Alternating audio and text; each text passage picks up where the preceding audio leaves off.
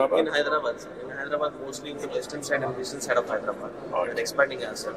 So, Thank you. yeah, sir. And we have an SOS feature. I just want to highlight that. So it's a 15 minutes ambulance service. So people can use our SOS as a panic button in our app. So this is our unique feature, which other apps don't have. Okay. Thank you so much. Hello. Hi. బాగున్నామ్మా. How are you? అమ్మా ఈడీపీతో చేశాను కదా. చేసాను జ్ఞాపకం ఉంది. ఇప్పుడు ఎక్కడున్నారు?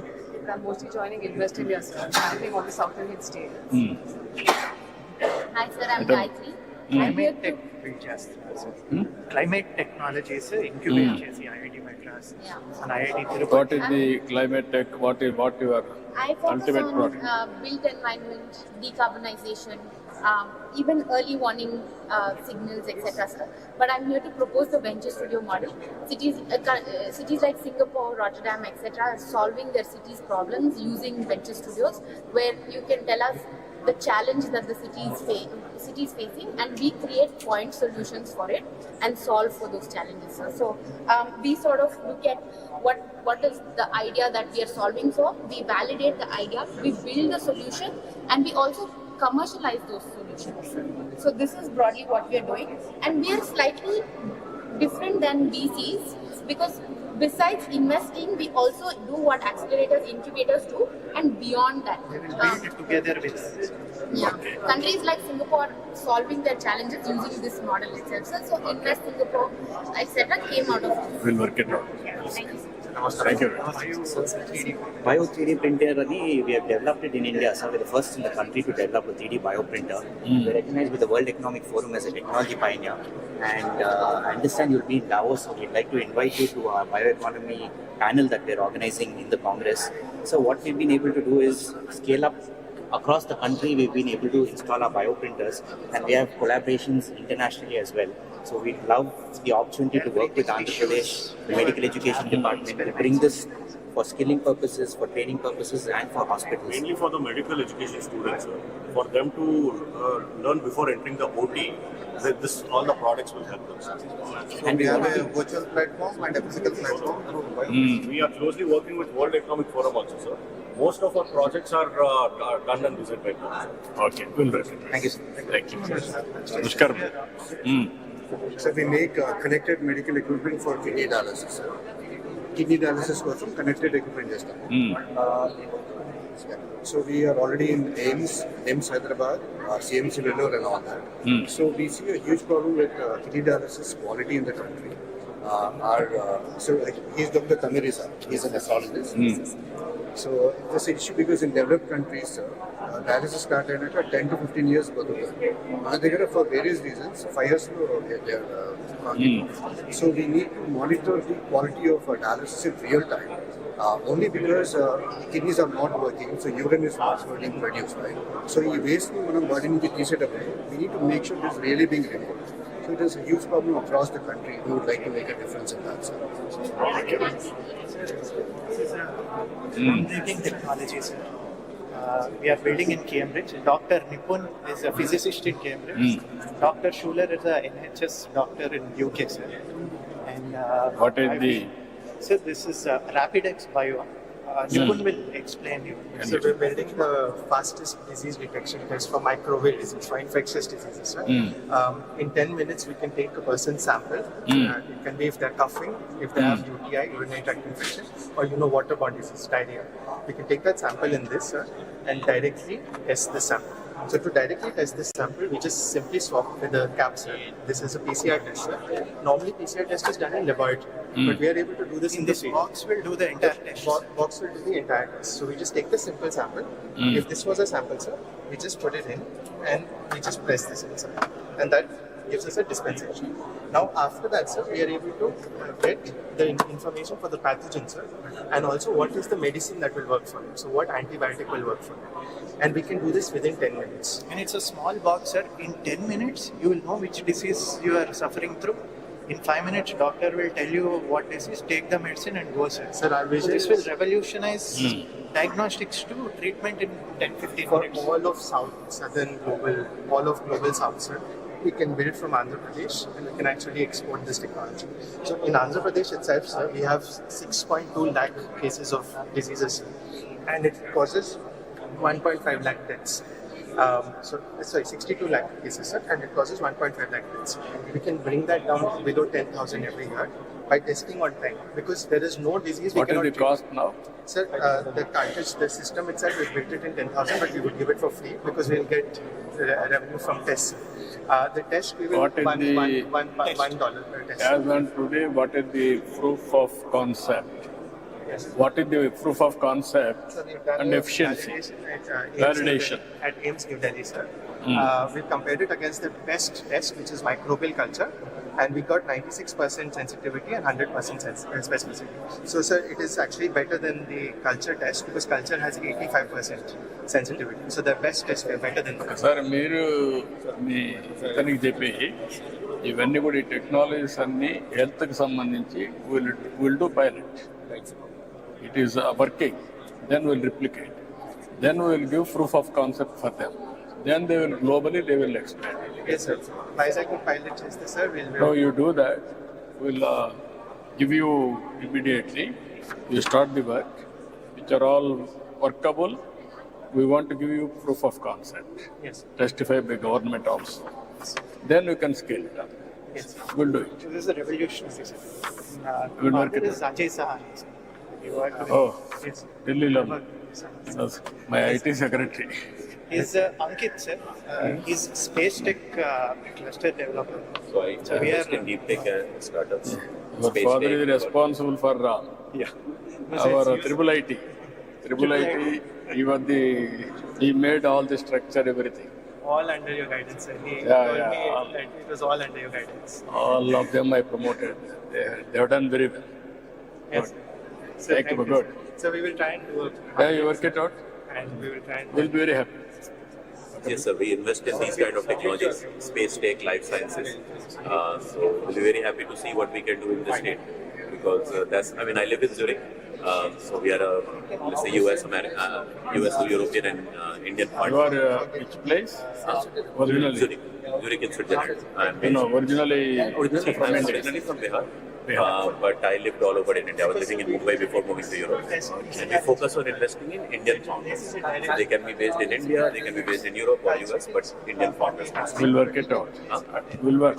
Thank you very much. We're running a live test right now. We're running a live test right now. Sir, Singapore is another company, healthcare. Sir. Patanjali said bring two healthcare companies which are relevant to start and deploy in the public health. Yeah. That's one for chronic disease management. Yeah, this is for AI and pathology. this is what you are doing. You can carry on. So, sir, this is basically a system for mass screening of multiple types of diseases using robotics and artificial intelligence. Today, the tools that we have for mass screening of, say, anemia are only give us incomplete information. Like hemoglobin only tells us, okay, this person has low hemoglobin, but doesn't tell you the cause behind it. But there exists a centuries-old method which can be easily used by a doctor looking at the blood with this microscope to tell whether it is iron deficiency, whether it is folic acid deficiency, or whether it is thalassemia. What we have done, sir, is basically taken that centuries-old method and tried to automate it with the help of robotics and AI. So the way it works is basically it can take the sample just the way a doctor looks at it with the microscope. It scans it with the help of a robotic AI-driven microscope and captures images which are taken to the cloud.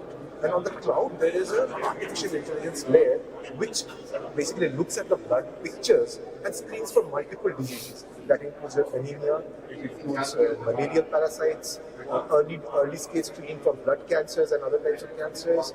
Then for in the dengue season, like symptomatic patients for dengue and so on and so forth. Okay, that's good. And So our company name called SaveMom, sir.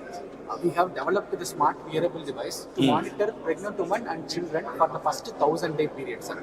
So our mother is coming every month to the hospital. This device, throughout the 1 month period, it will capture BP, blood pressure, heart rate, all the saturation information. Real time, sir. And it stores the data. Whenever the mother comes to the hospital, it digitizes this data directly to the system, sir. It avoid a lot of manual data entry. No, but you don't have direct communication transmission. It is that, sir. It has a direct communication also, sir.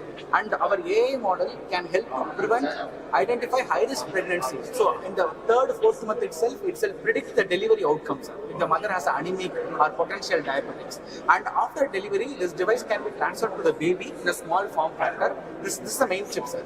Culturally we designed, so mother don't feel to wear a watch kind of form factor, sir. Sir, almost 30,000 mothers we successfully done. It become a Harvard case study, sir. You will use it. Thank you.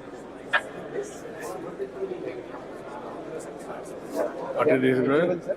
We are semi-enterprise HA accelerator module company. We have a software platform also on this, where you don't need any internet to just deploy the AI models into this and run the AI on the chips. AI on the chip. So there are What is the application? so multiple use cases: waterfall detection, the count, and also the latitude, longitude of the locations. Immediately we can send worker efficiency, where helmet that you're using or how many times you're bending, so we can build We the can good put the use chip case. on a drone, send it up Yeah. in the air, sir, and That's it will also. capture everything, analyze the information. Instantaneously you analyze and take the action. Okay. Surveillance use cases, where passenger detection. What is the accuracy? Accuracy, we are getting around 90% accuracy. The more data we get, we'll be able to get more accuracy. Okay, good. Hello. Professor at BITS Pilani, sir, Hmm. and So I'm heads all representing BITS startup Pilani. coordination. India's #1 private engineering college, known for its startup founders, one of whom is here today. Vaibhav has built a lot of maternity and neonatal health activities. So this causes reduction of 40% in intrapartum mortality during labor when babies die. This device can detect early and tell that any problem is there, and you can reduce up to 40% of intrapartum death. This device supports babies who are premature, whose lungs are not developed, to give them oxygen therapy, even in rural areas. So, even if the oxygen concentrator can work, it can be used in an ambulance, it can be used in hospital transport. So, multiple modes of therapy. What is the cost optimization? This will be about 2.5 to 3 lakhs. This will be about 2.2 lakhs. Okay? At scale, thousands of units, we can bring down the cost of manufacturing. And As device on life today, cycle- it is in pilot stage. So we have already deployed in India. We have big deployments in Assam, Rajasthan, Karnataka. We are doing now with Infosys Foundation. Will use it?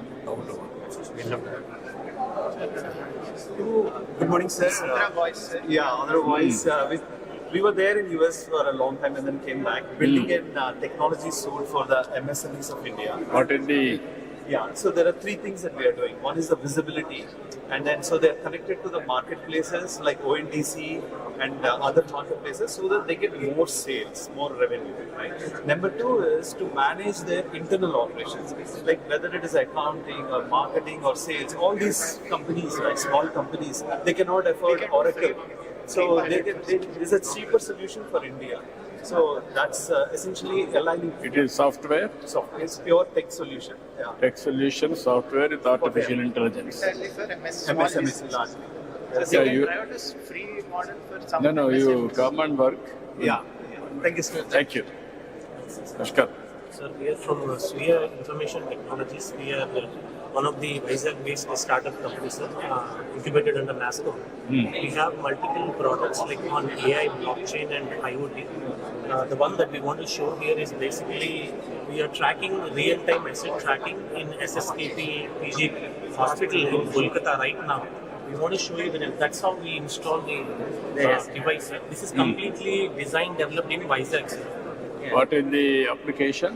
So application we developed all these devices, medical devices, in the floor, and they know like where they are and how they are being placed, whether they are out of this one or not. So they can see it in the right rate, and they can see like that shows the entire.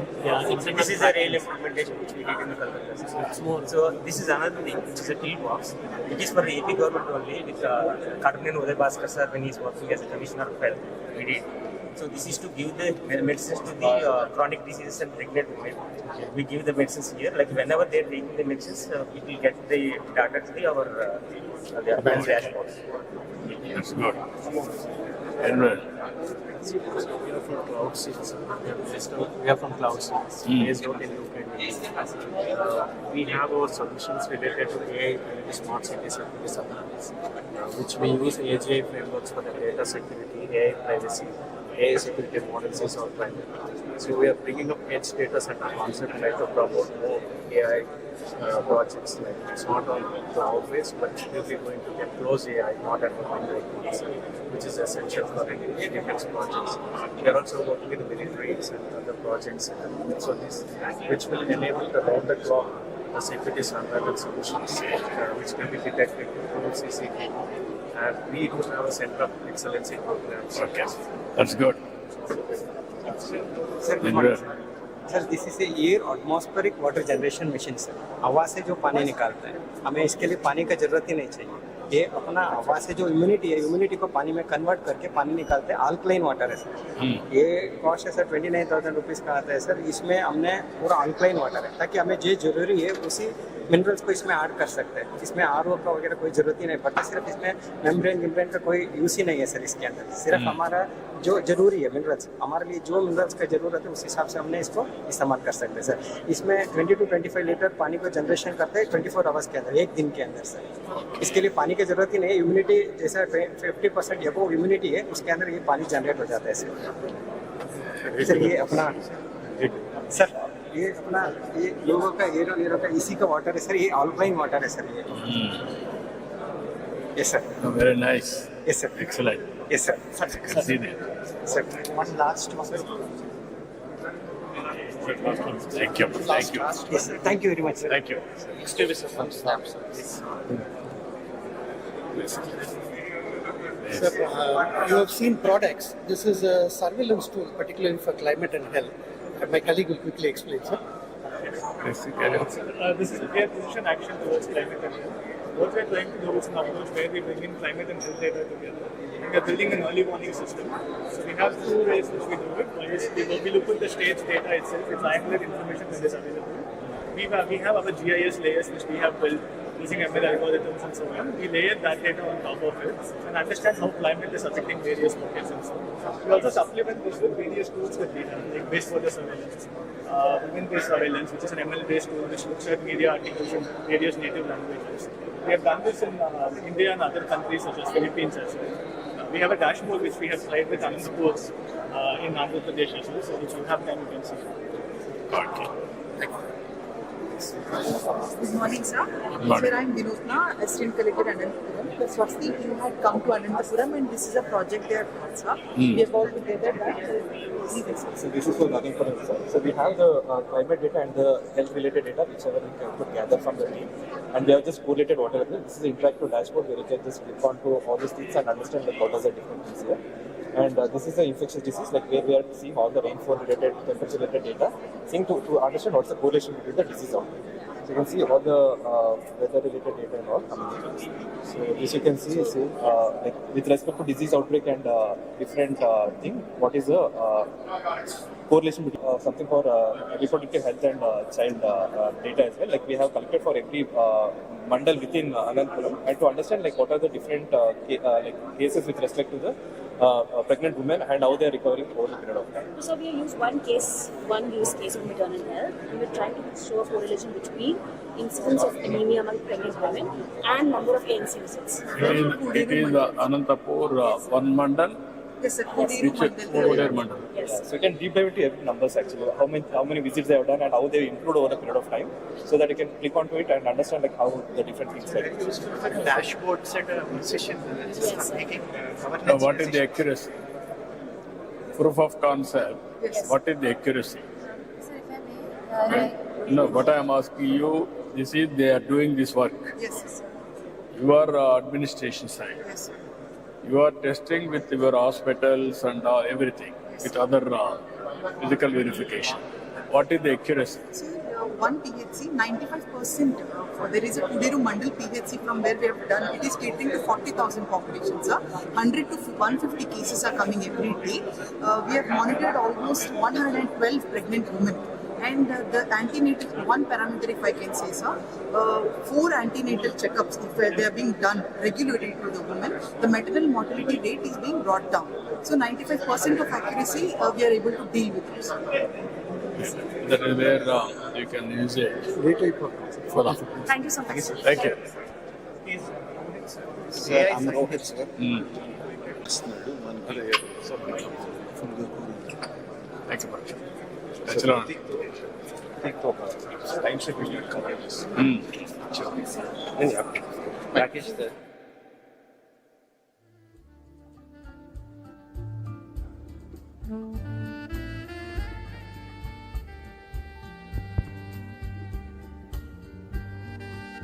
Ladies and gentlemen, Honorable Chief Minister will be entering the auditorium in the next 1 minute. Request all of you to give him a very warm welcome.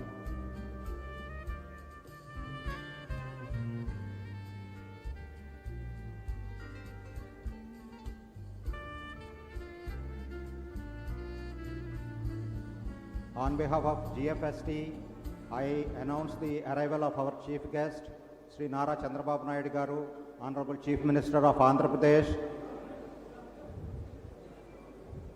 A very warm welcome to you, sir.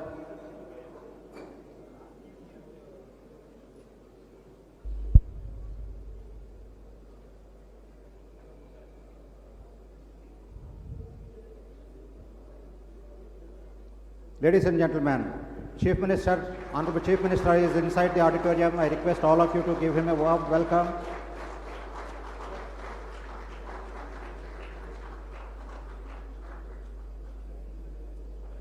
It is my great pleasure to welcome you all to the Deep Tech GovTech conference. I request Honorable Chief Minister to light the lamp, and I request GFST officials and Honorable Ministers and MLAs also to join the lighting of the lamp.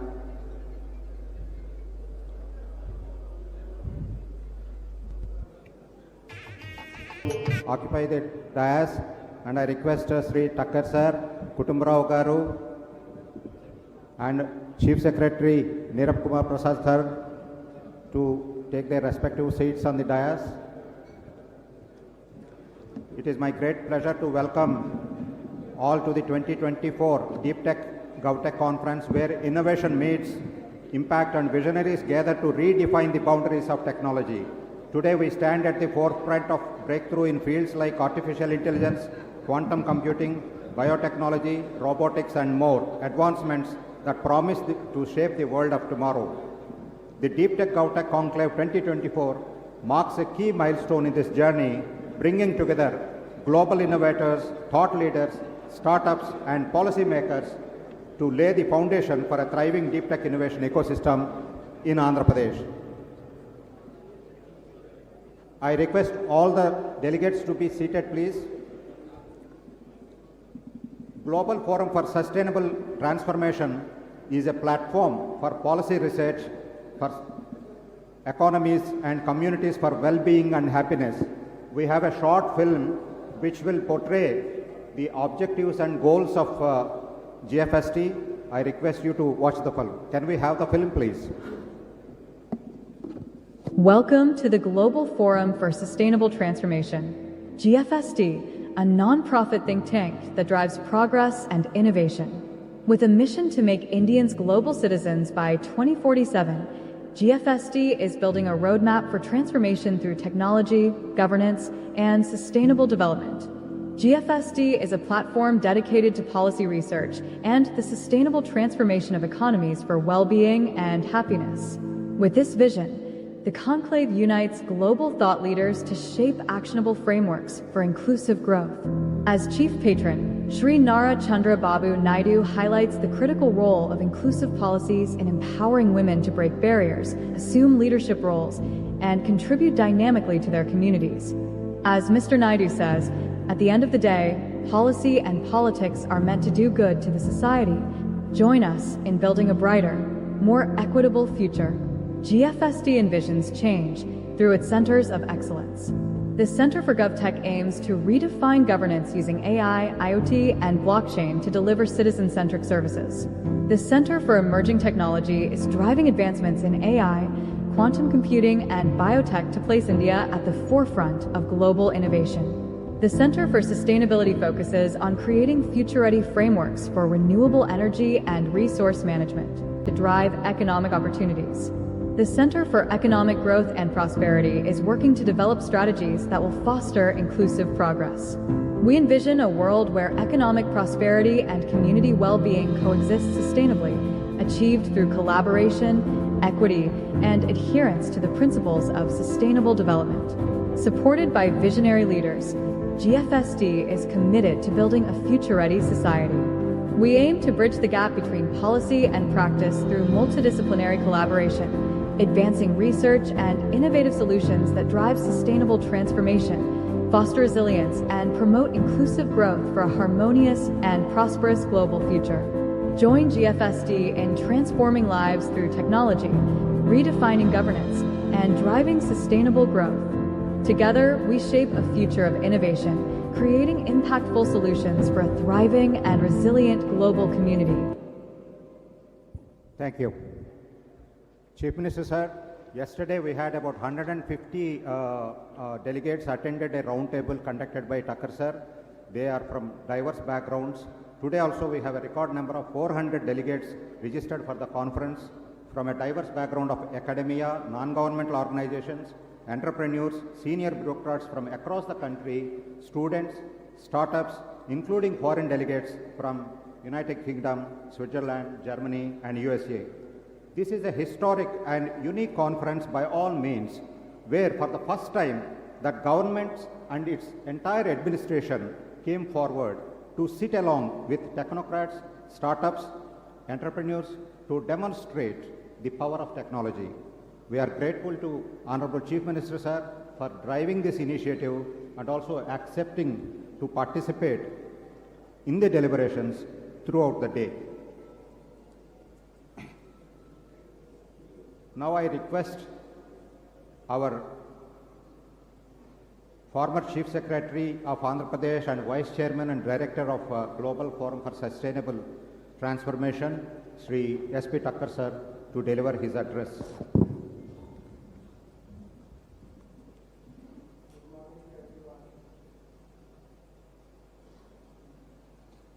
I go there.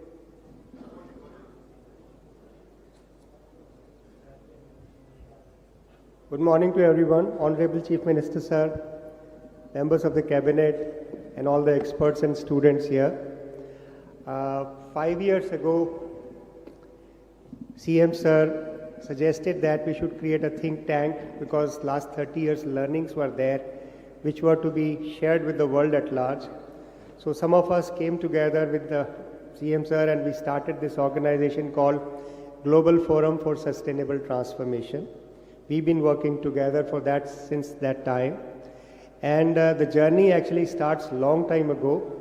I remember I was district collector in Rangareddy district, NTR was the chief minister, and Chandrababu Naidu sir were chairman of Karshak Parishad. So we adopted 3 mandals in Andhra Pradesh. And I saw Mr. Naidu sir having a mini computer in Kuppam, having the database of every family and how things are happening and working out. We took up Maheshwaram Mandal. We used to take our checkbook with us and issue all the proceedings on the spot and start working. So most of it was physical that time, and from there we started coming to here. Then in 90s, CM sir actually is the original idea he brought in about reforms in India. So 34 projects were taken up in Hyderabad, including Iconic Tower, including airport, including Ring Road, and that became the precursor of whatever is going on now in the country. Now time has come when we are talking about 2004-7. So Naidu sir thinks that next 23 years is the time when India will be reaching 40, 45, 50 trillion economy and will be the largest economy in the world. So Andhra has to show the way how things are going to happen. Naidu sir has always believed in Uberization of knowledge. Like now in our GFST, everyone is working in a virtual way and everyone is working pro bono. There are no charges. And today we are extending the family, so at least 200 members from here are going to work with us. We are going to start a Vizag chapter, we are starting a London chapter, we are starting a US chapter, and number of organizations are coming together to collaborate with us. So that idea that can we have our own World Economic Forum in India is now going to happen here, and all of you are welcome to be part of it. Today, we are launching a few 6 strategies here, and these are work in progress. So all of you are welcome to contribute to that, and we will be taking this agenda forward. again CM sir has suggested that can we do at least one conference every month or every next month. So one by the government, one by the GFST. Now this conference which is being done, Government of Andhra Pradesh has been invited and they are not paying anything for it. So it is all by people like you who have come together, you are contributing in this way, the way a marriage happens. So it is like that. So GFST is growing in that kind of way and it's working out. Whatever is being presented today by the concerned officers and the ministers, the work started 75 to 90 days back. So it's not that on a conclave we come and we give lecture and we go home and we don't know what is going to happen.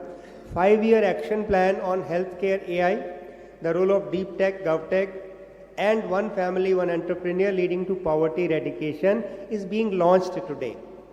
Thereafter, piloting will still go on in some areas and then formally the government will start doing this work. Next conference we are going to have Agritech, maybe in Rayalaseema. Thereafter again in February we are coming and Gujarat government is joining us in doing Blue Ocean Economy, a pet subject of the Chief Minister and the Prime Minister, Blue Ocean Economy. You will be surprised to know that our ocean spread area of Andhra Pradesh is double the size of land mass of Andhra Pradesh. And there are 11 economic activities possible worth $50 billion and 5 million jobs. European Union has done it already and their master plan is 9 times bigger than what we are talking about. So we will be launching aquaculture, logistics and fintech and blue ocean economy in February.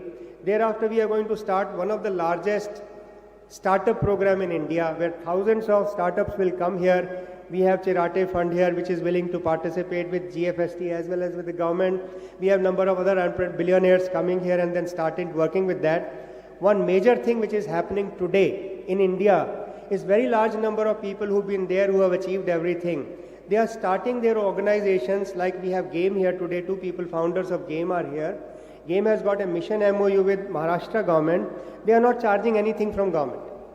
They are saying that our agenda is can we create entrepreneurs from school onwards?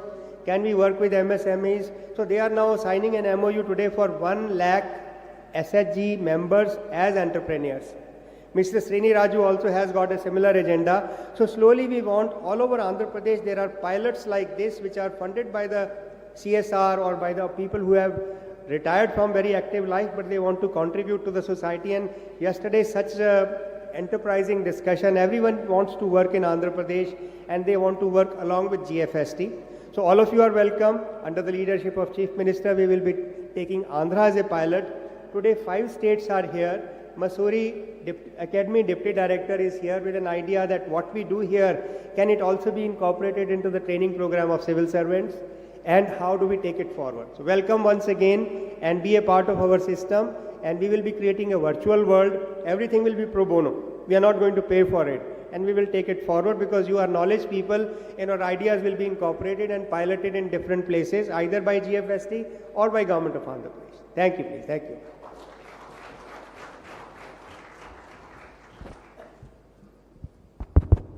Thank you very much, Tucker sir. Since Tucker sir mentioned that this conference is not being paid by Government of Andhra Pradesh, I would like to take a moment to extend our deepest gratitude to the sponsors who made significant contributions to support the research efforts of GFST. World Trade Center Visakhapatnam, Aditya University, Megha Engineering, SMS Pharma, Deccan Fine Chemicals, State Bank of India, AP MedTech Zone, Edgeable, Cloud Seals, MITS, Fluent Grid, Captain University and Kale University. Thank you very much for supporting the research initiative that we have. We are also supported by organizations like Niti Aayog, CMS, Digital Lenders Association of India, FABA and NASCOM. Now it is my pleasure to invite Sri Cherukuri Kutumbarao Garu, Director of GFST, to address.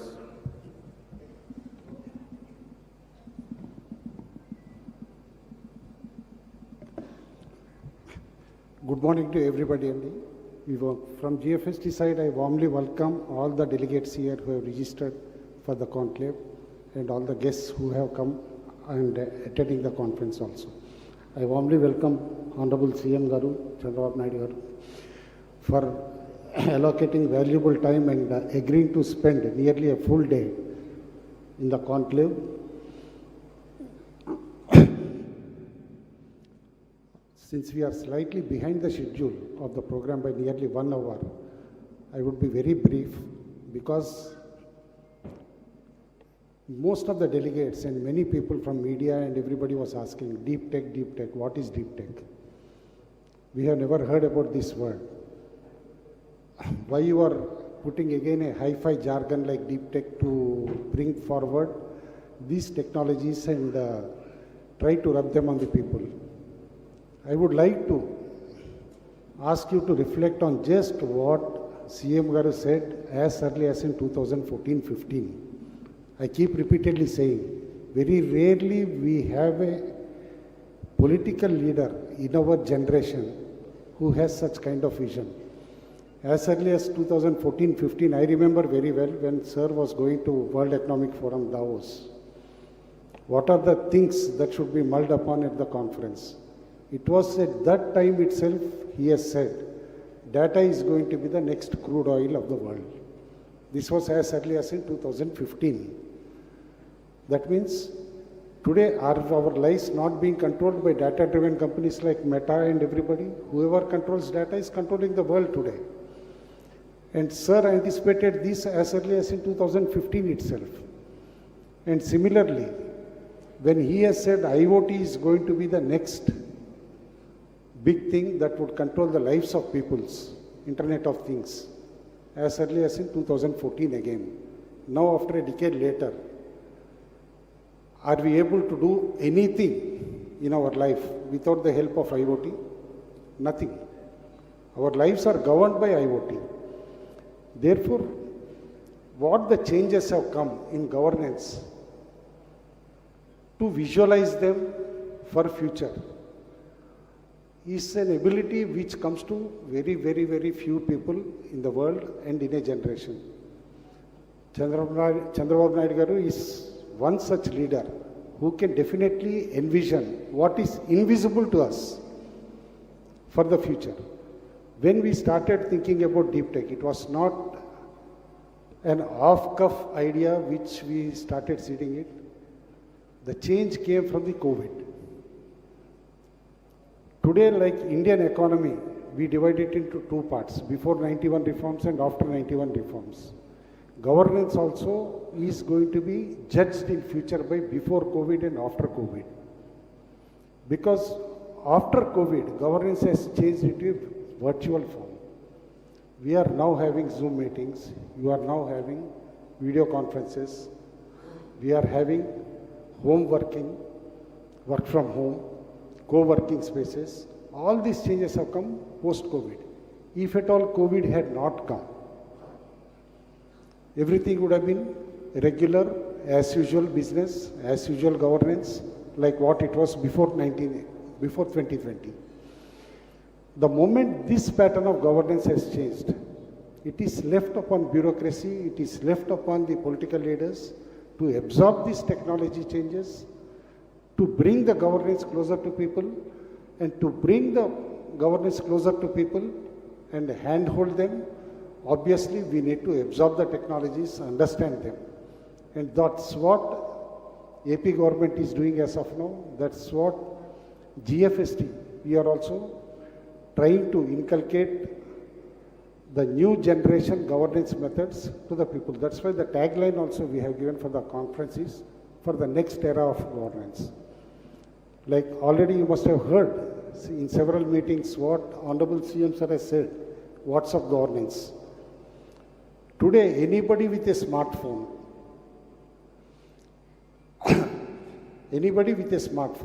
can do several things which are his daily needs, musts and everything also just on the smartphone. And several countries, in fact, are doing WhatsApp governance, especially in Europe, starting from UK, addressing all the security issues connected to it. And the wish of CM Sir also is from birth to death in the life cycle of a person. All public services should be given or should be addressed just even by a smartphone.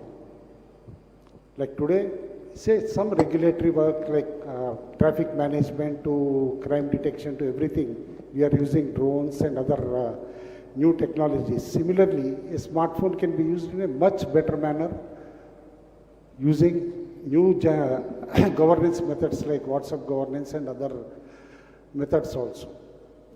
With this small introduction, we all know Sir is very quick in absorbing new technologies and wants to make life easier for common man, life easier to people. Governance should not be bureaucratic, but governance should be people-centric. Therefore, this conference aims to bring the new generation technologies like AI, robotics, generative AI, everything related to deep tech, much closer to a common man, much closer to a common citizen. These are some of the few words which I wanted to say. And along the day, I think all of you would be knowing more about these different subjects. And Sir has agreed to stay for a pretty long time, despite his busy schedule for the complete day. Make best of it during the Q&A session also. Most of you would be having some doubts also. You can get those doubts also clarified during the Q&A sessions. Thank you so much. Thank you, everybody. Thank you, Kutumrao Garu, for elaborating CM Sir vision and how GFST is aligned with Honorable CM Sir's vision. Now it is my pleasure to invite Shri Neerab Kumar Prasad, IAS Chief Secretary to Government of Andhra Pradesh.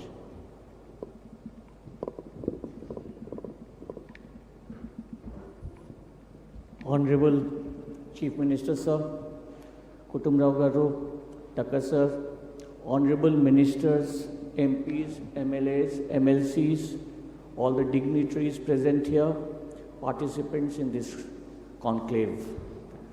On behalf of Government of Andhra Pradesh, I extend my warm welcome to all the participants of this Deep Tech, GovTech Innovation Conclave. As you are aware, the theme of the conclave is shaping the next era of governance in Andhra Pradesh. You would have seen in the last 6 months, the government of Andhra Pradesh has taken a number of steps to rebuild the economy, to take the steps to bring in good governance at the doorsteps of people. We are in the process, which have been nearly finalized, to come up with a Swarn Andhra 2047 vision plan under the guidance of the Honorable Chief Minister in line with the Viksit Bharat 2047 plan. We aim for about 15% growth every year. While we are doing all these development programs, one major change which we intend bringing out in governance is to make the governance not only the result oriented but also using the deep technology in the whole process of governance and go in for a total process re-engineering. We are not only committed to bringing in IT-enabled services, we are looking forward to artificial intelligence, machine learning, all of that which we couple up as consolidated as we are committed to a deep tech-enabled governance. Already we have taken a number of steps in this direction. We are going for a citizen database which is totally service-oriented, which provides us information, which provides us data in a very, very data-secure manner for delivering citizen services from birth to death. We want to provide each and every wing of government administration in a deep tech-enabled services model. Sir, we had a detailed interaction with a lot of entrepreneurs, think tanks yesterday, and one of the issues which we came across was about the startups. I think a few words for the startups. the government of Andhra Pradesh is committed to facilitate the startup ecosystem totally, with helping them identify the use cases, facilitate the proof of concept in the state of Andhra Pradesh, and also set up a certification or an authentication system led by the academia in setting up a very good certification system, which will help all the startups to develop in an integrated manner with a full validation process. I once again welcome you all for this gathering on behalf of Government of Andhra Pradesh, and Government of Andhra Pradesh is deeply appreciative of the GFST for organizing this conference, and we will work together for many other conclaves together. I also extend my thanks to all the participating other states and the LBS Academy and the NITI Aayog, which have sent participants here for inputs as well as taking our thought process further ahead. Thank you all, and once again, welcome to you all. Thank you very much, sir, for giving insights into how government is adopting these new technologies and delivering citizen-centric services. Ladies and gentlemen, it is an extraordinary honor to welcome a legendary leader, a trailblazer, whose vision and determination have redefined governance for the digital age. Honorable Chief Minister is a leader of unparalleled foresight, has truly transformed the fabric of our state by placing information technology at the very heart of governance. In an era marked by rapid technological advancements, CM Sir has recognized early on the immense potential of IT, not just as a tool for convenience, but as a transformative force to empower citizens, streamline governance, and drive socio-economic progress. What makes CM Sir's leadership truly exceptional is the human-centered approach to technology. While the focus has been on modernizing systems, the ultimate goal has always been to uplift the lives of common people, ensuring that no one is left behind this digital revolution. Ladies and gentlemen, please join me in giving me a warm and resounding welcome to our beloved Chief Minister, the visionary leader who is shaping the bright future for us all. Over to you, sir.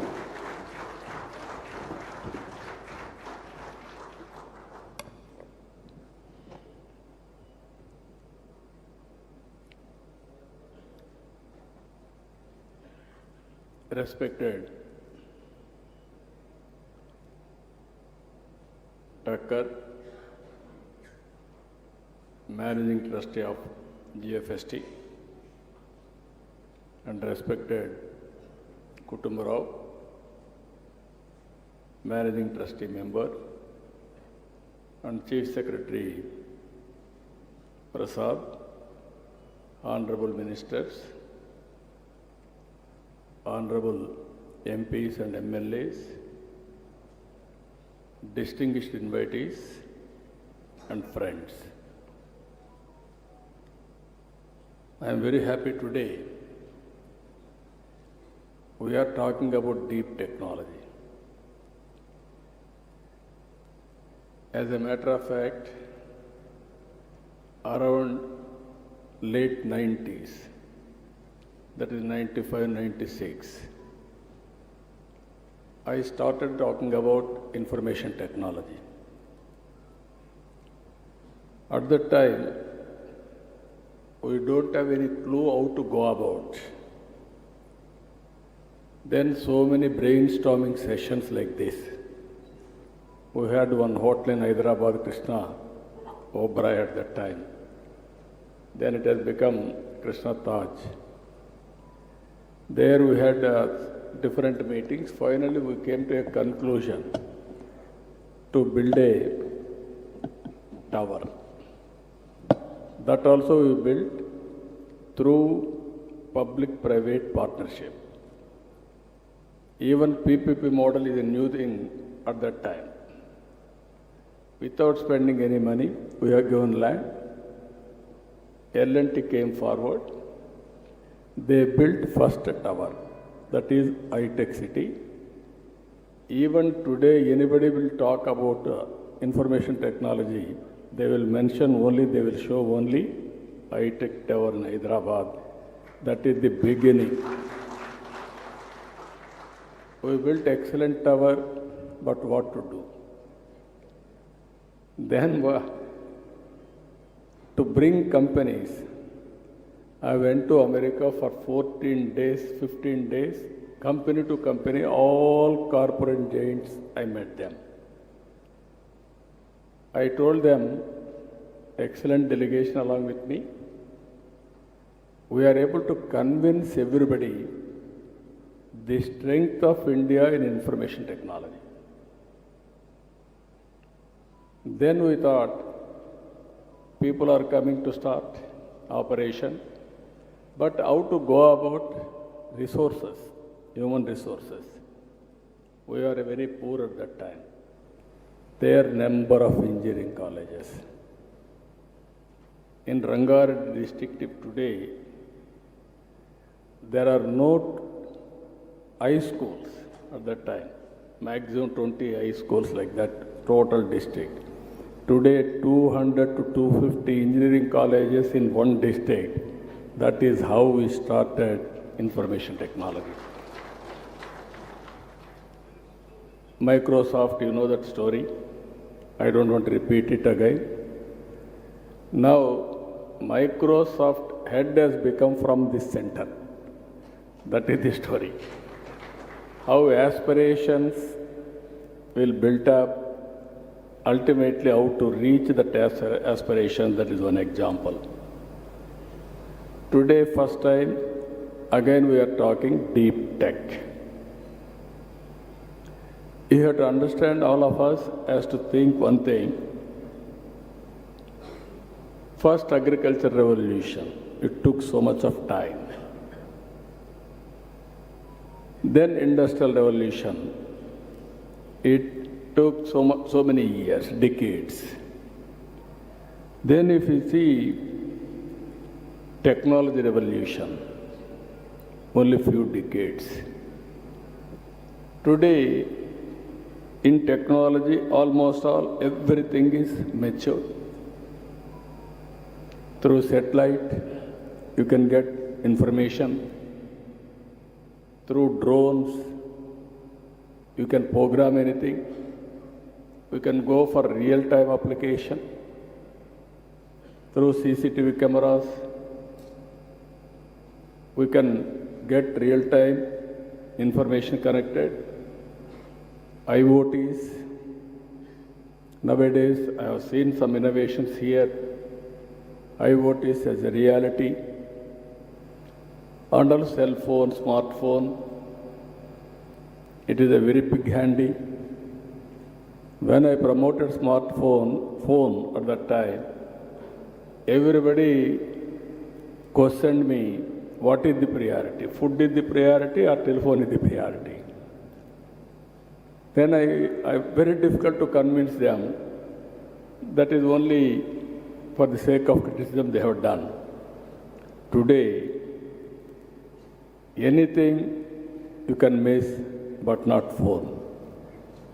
Here are people, everybody is having a cell phone, not only you, even those who are working in the field, they are also busy to watch the information real time and acting real time. That is how things are happening. So with all these things, what I wanted to emphasize here, technology is the part of our life.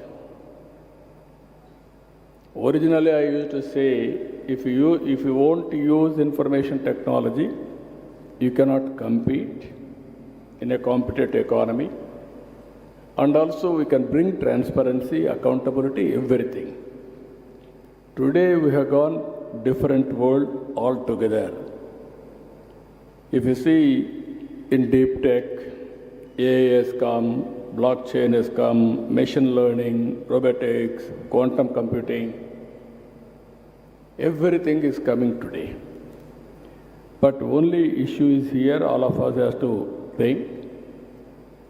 How to use all these things, it is very, very important. No other country is having Aadhaar. India is having Aadhaar. Any individual we can identify with Aadhaar. Once Aadhaar is available, then cell phone is available, then you can do wonders. I am very happy the Honorable Prime Minister Narendra Modi is promoting information technology in a big way. We are very fortunate. We are having a very good visionary in the country. And so much of respect globally for Indians. He built brand for Indians. That is what is happening today. So with all these advantages, we are all here now. We are all talking about technology, how to take next level. Flexible working is a reality today. Either you want to work, you can work virtually. You want to work physically, you want to work, you can work physically. Hybrid model you can look after. Even hourly basis you can work. There is a work. Then you can work according to your convenience. So many things are coming as on today. So what I wanted to emphasize here,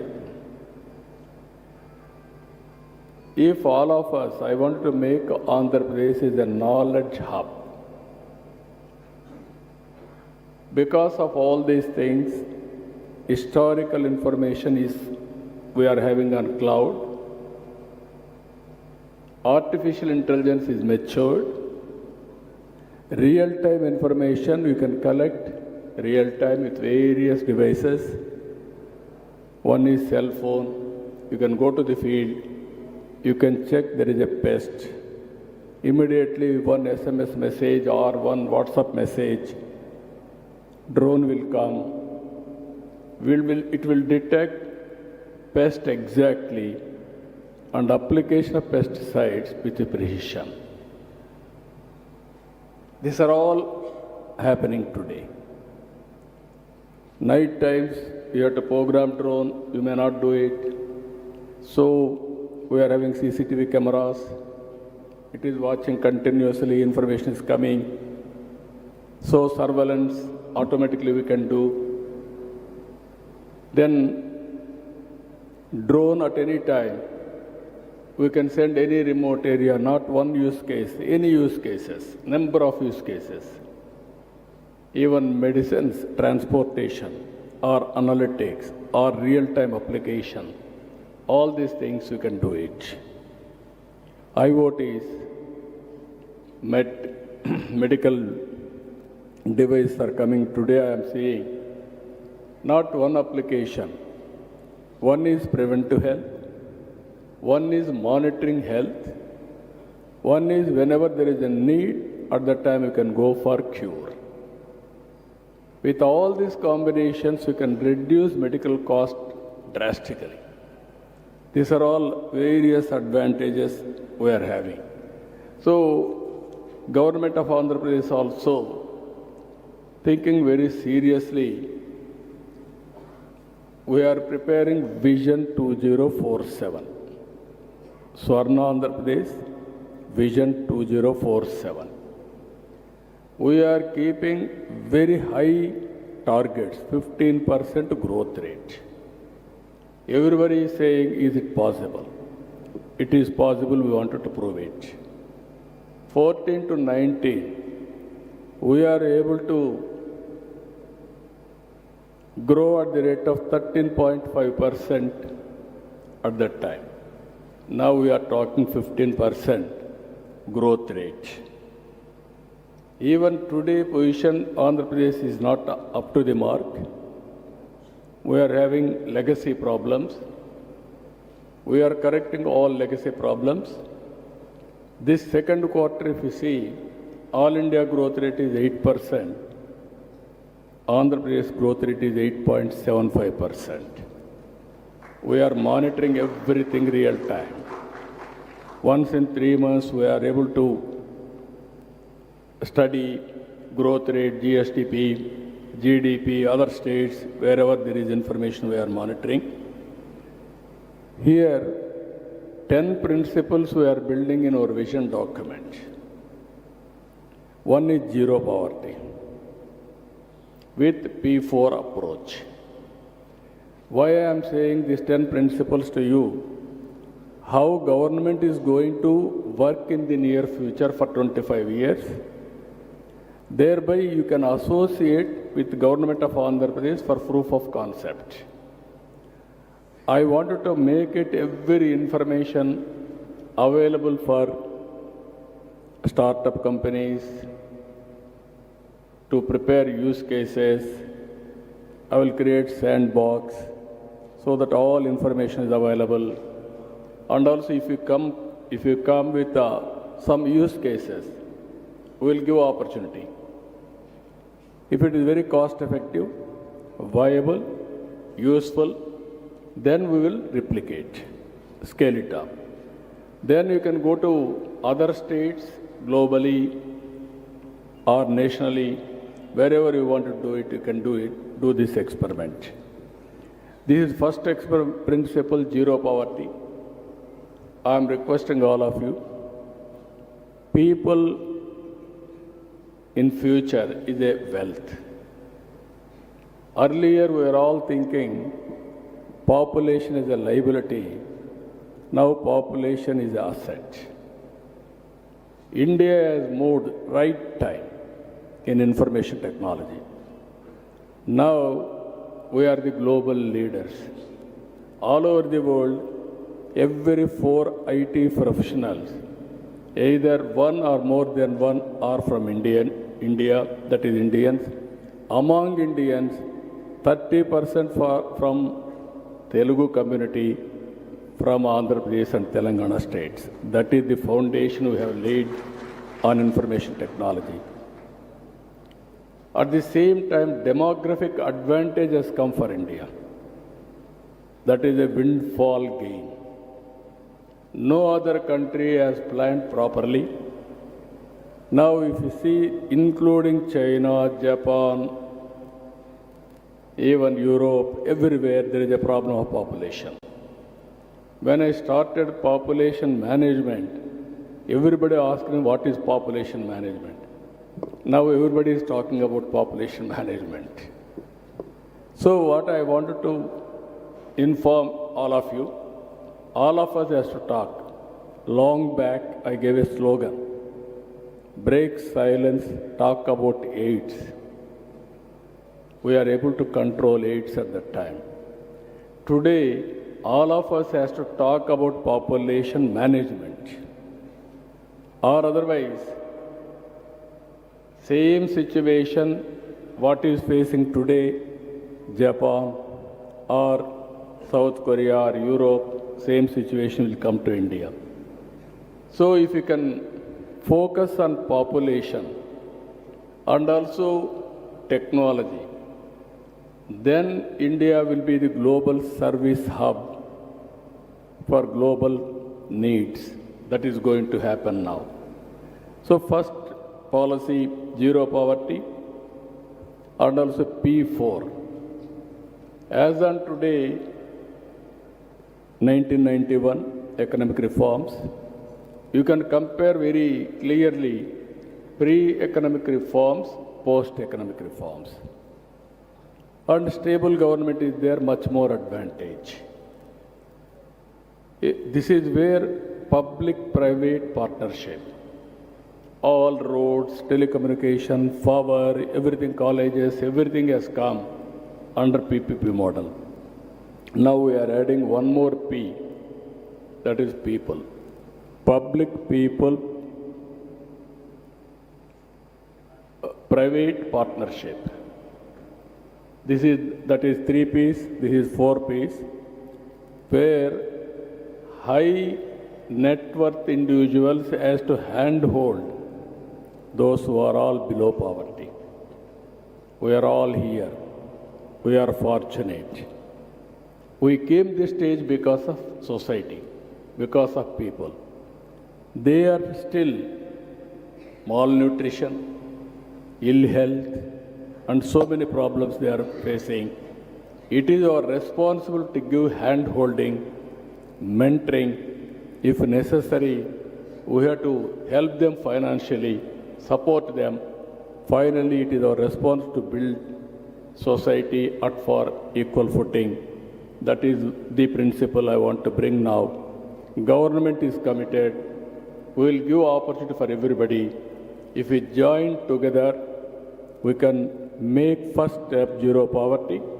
After that, how to reduce inequalities between haves and have-nots. It is a continuous process. We cannot control growing people in a big way, wealth creation, but at the same time, you can help people to overcome poverty and other things. Second angle, we are focusing on employment. Technology, so many people are talking, technology will remove employment. I am telling you, India is having an advantage. Technology will bring employment. With the deep technology also, we can create wealth. We will create more and more avenues for employment. That is where our government is giving more incentives for employment generation as a condition. That is where we want to make Andhra Pradesh as a global hub, virtual, physical working also. Either GCCs, co-working space, work from home, workstations creation. There we want to give more and more incentives to create employment apart from industrialization and services and also tourism in a big way. Then ultimately skilling, upskilling, it is a continuous process on human resource development. We wanted to bring all education institutions globally or nationally, which are all predominant. Visakhapatnam will be the future city for knowledge economy. It will be a hub. We want to make it. This is one of the best cities in all aspects. This is where, and also first state in the country, we are enumerating skill census. If we do skill census, every person, what are all the skills required for local activity, national activity or global activity, we can build them. Ultimately, not working hard, how to work smart. This is very, very important. This is where we are thinking, even I am giving more incentives for those who are promoting more skills in Andhra Pradesh and also high-skilled resources how to build. We are working in that direction. Water security, fourth principle. Water is very, very, very important. Linking of rivers. We wanted to make Andhra Pradesh 100% water security for drinking and also agriculture and industry. We are very fortunate in South India, Godavari and Krishna and other rivers. If we link all rivers, every acre of land we can give water. In agriculture, I am asking all of you, Andhra Pradesh is well positioned. It will be global hub for food supply, either aquaculture, horticulture, even food grains, even spices, even our Araku coffee, one of the best coffee in the world. And also we are working in a big way, natural farming, zero budget natural farming. As on today, nowhere in the world this experiment is going on in a big scale. Now we are doing zero budget natural farming. If we can work solution in that, even technology can be applicable in zero budget natural farming. Now everything, pesticides, how to spray with precision, And also fertilizer, chemical fertilizer also how to spray through drone.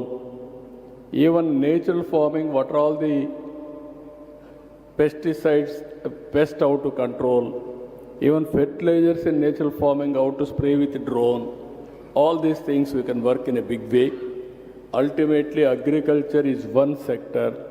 We have to reform, we have to revolutionize. If we can come with proper use cases, we want to adopt all these cases.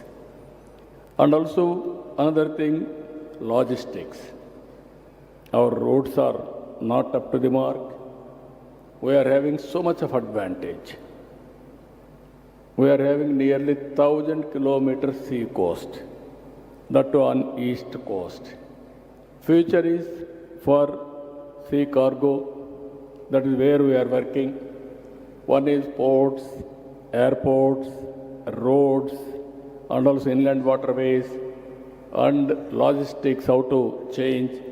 As on today, India logistics cost is 14%, whereas global logistics cost is 8%. You come with proper proposals, we are prepared to work with you, how to reduce the cost of logistics cost. Just now one presentation, they brought it.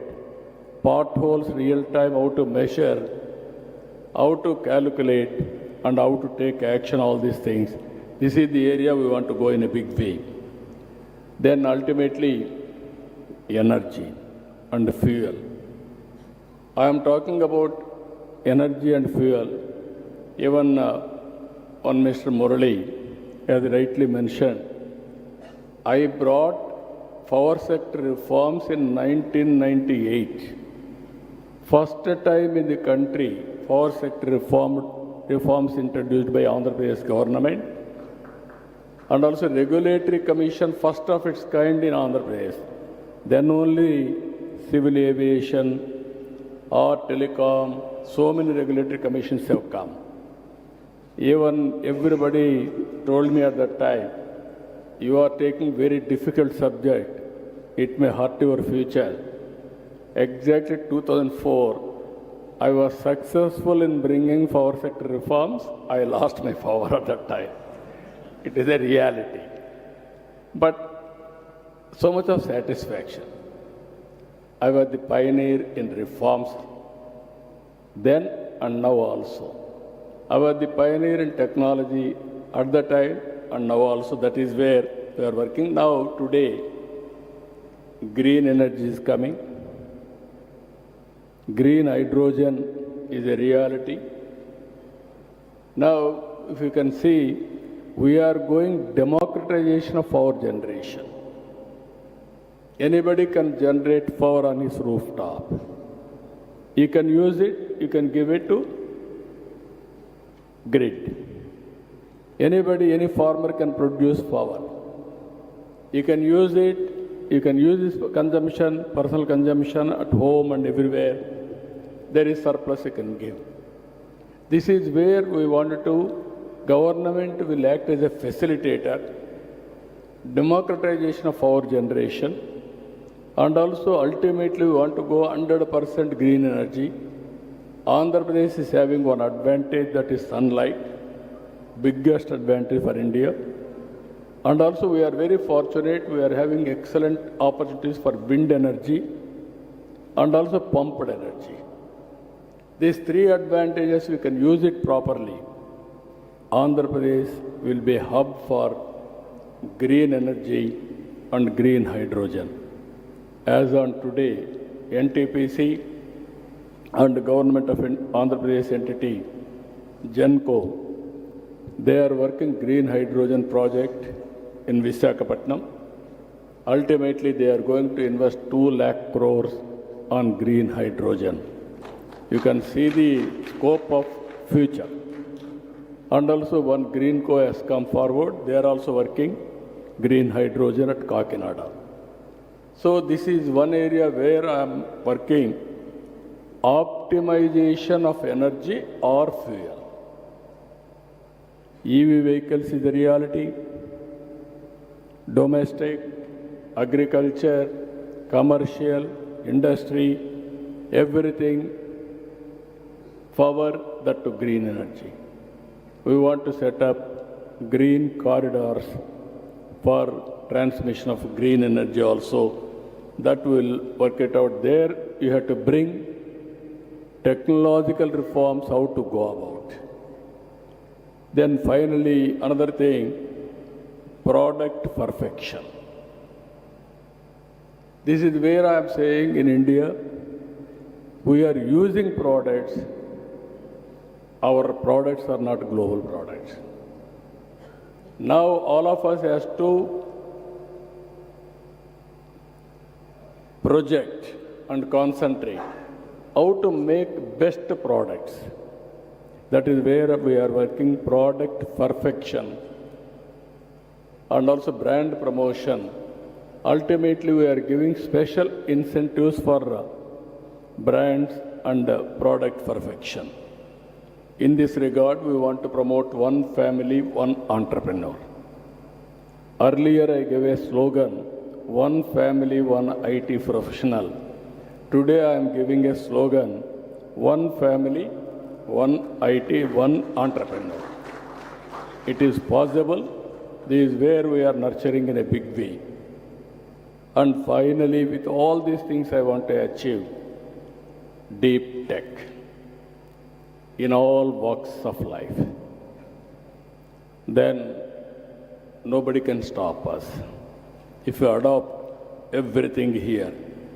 This is where I am saying deep tech, cloud data is available on cloud, artificial intelligence is matured, real-time data will collect real-time, sometimes traditional way.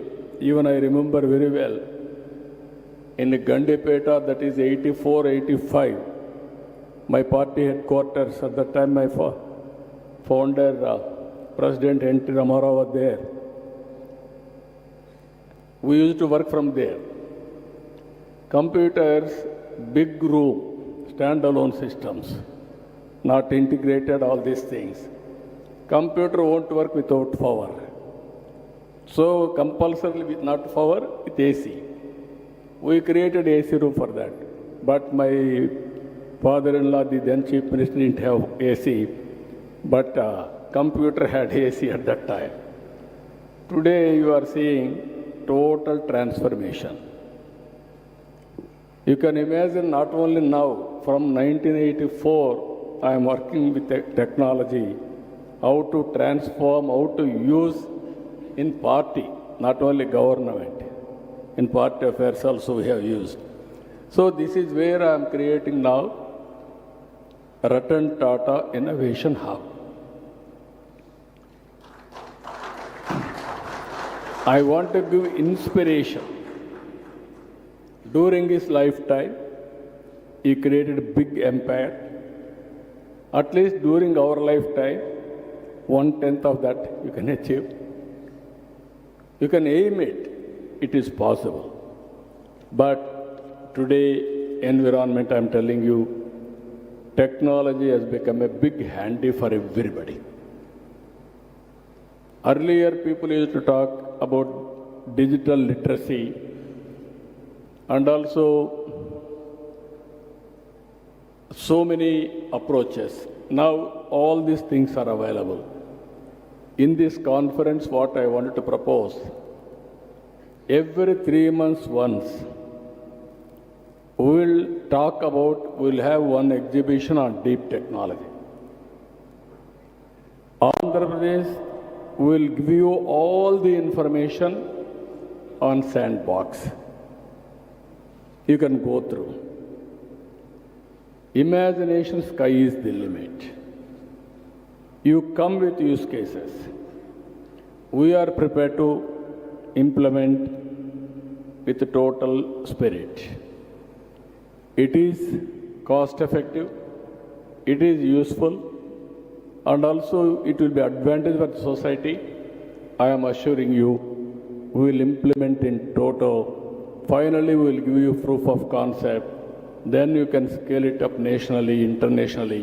That is your leadership quality. That is how I want to promote this technology in a competitive world.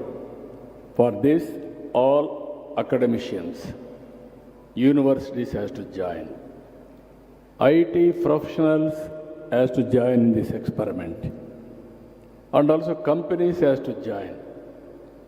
One is commercial enterprises you have to promote, and also social enterprising also you have to promote in a big way. That is where it will be beneficial, it will be sustainable. So I am very happy. I started this exercise. I am a student today. I am listening everything from you. One day I am spending only to listen from you, what all you say, then which are all relevant for my government, for the common man, betterment of their life standards. I am prepared to implement immediately. That is the purpose I am spending. I am earmarking complete day to listen from you. You also come back how to create that ecosystem. If you see today, Hyderabad ecosystem is very, very powerful. Starting with IT, going further with BT, again pharma, again finance, insurance regulatory authority, headquarters was in Delhi. I was able to shift from Delhi to Hyderabad. Only one reason. Nobody was willing there in Delhi to give land for campus. I am prepared to give land. I offered. At that time, the chairman from Tamil Nadu, he was also willing, Rangachari. Then immediately it has come to Hyderabad. Now that is the financial district. At that time, one example I am telling you, Pharma Export Council. They wanted to get 5 crores as money to run their operations. They went to Maharashtra government because at that time pharma means Maharashtra. They refused, they didn't bother. They asked me on meeting like this. Immediately I said, I am giving 5 crores, you come and set up your export council. That is how pharma has become very, very big in Andhra Pradesh. ISB, that is another story.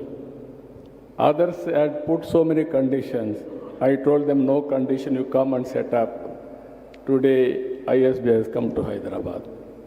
This is where we are building. Now I want to tell you very clearly, Andhra Pradesh, every part of Andhra Pradesh, I want to make it an innovation hub. Every family, I want to promote one entrepreneur. That is my dream. I am confident I will do it, either micro or small or medium or big enterprise.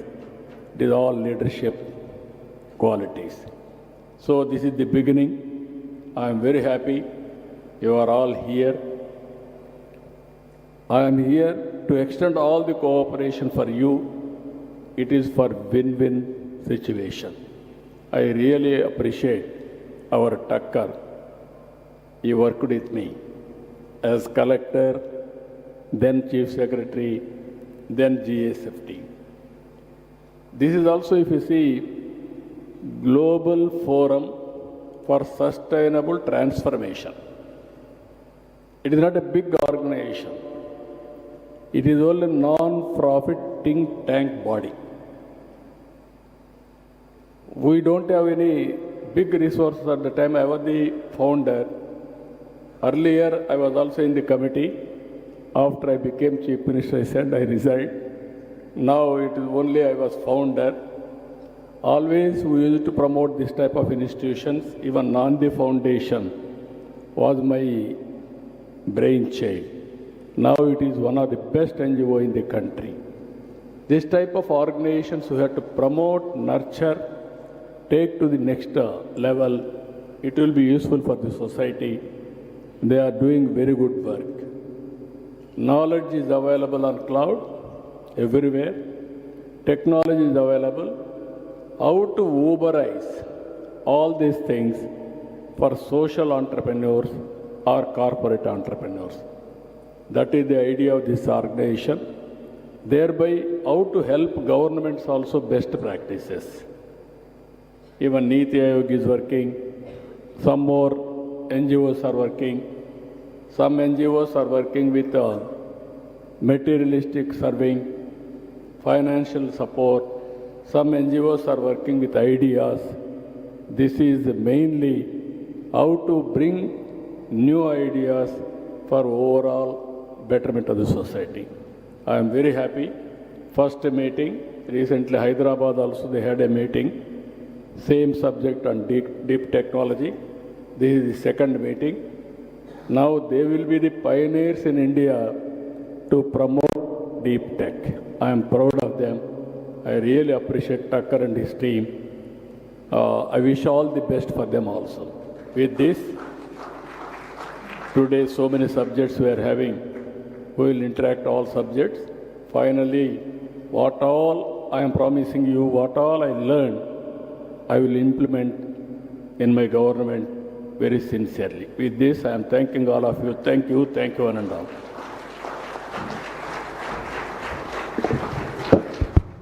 Thank you very much, Honorable Chief Minister, sir. Taking us to down the memory lane, how your technology vision started way back, and now you have set the futuristic vision to make Andhra Pradesh a deep tech innovation hub, and also the grand vision for inclusive of socio-economic development, providing technologies to the upliftment of the society, and also all the newer technologies like green energy. Thank you very much. For the record, I think our Honorable Chief Minister is the only Chief Minister in the country who would like to sit throughout the conference, not just limiting it to inaugural session. I think this is the commitment that we have. Thank you very much, sir. And I think all the challenges that he has thrown, all the support that he wants to give for the innovation in the deep tech, I think all the stakeholders here in the auditorium will take it up and then commit themselves, participate in this. With these words, before I conclude the inaugural session, I have a small event to release 2 books prepared by the research team of GFST. One is a coffee table book, Forging the Blueprint for Swarnandhra and Transforming India to Vikashit Bharat. The second one is AI for everyone, artificial intelligence for everyone, which demystifies the technology and make it very understandable for the common man as well. So I request Honorable Chief Minister to release these books in the presence of Chief Secretary and our directors. I request Sanjay sir, our CEO, and the authors of these books, Sriram Iyer and Sridhar Sheshadri, also to join on the dais while the books are being inaugurated. Sridhar Sheshadri is a global serial entrepreneur who co-founded Deep Tech and Cyber Security, an alumnus of BITS Pilani and Austin. And Sriram Iyer co-founded AI startups with successful exits. He was formerly country head at Ernst & Young for startup business.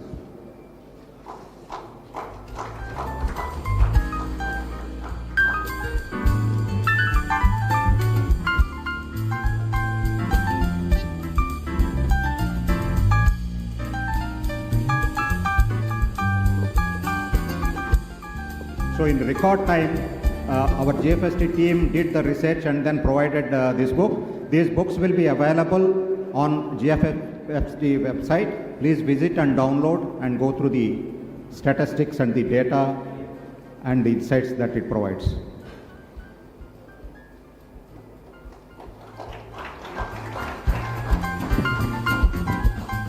Now the second book, AI for Everyone.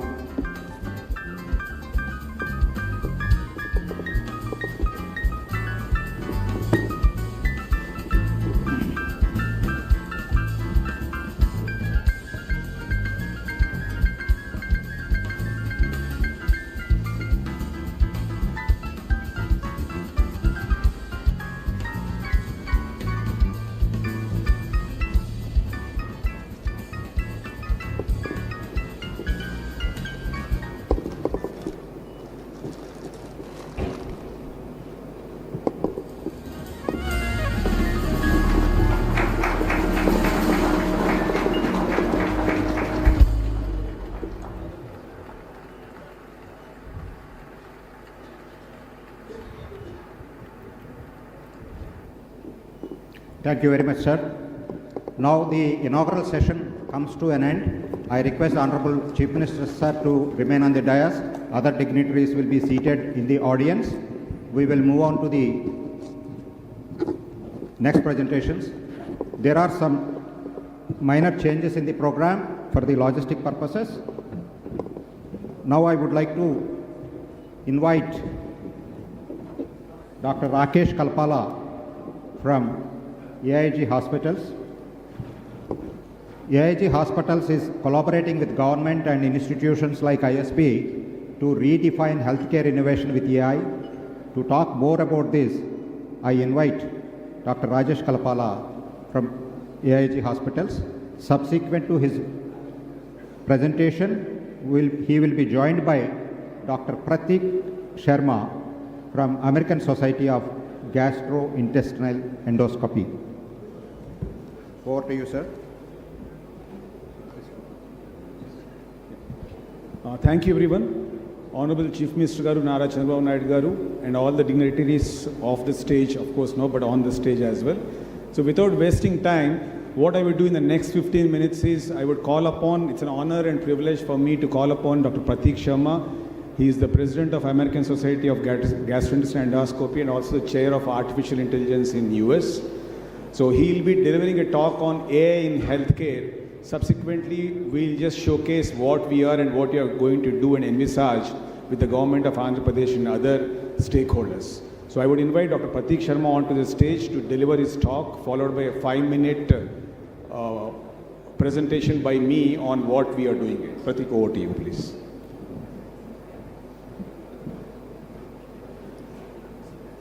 Okay, thank you very much. And if I can just have my slides on the screen. So, good morning, everyone. And again, Honorable Chief Minister and Mr. Tucker and GFST, thank you for the invitation.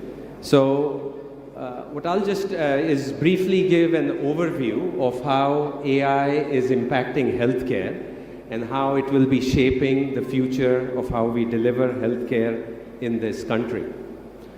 So when we look at 3 areas where AI will make an impact, it's to improve the efficiency of us as doctors.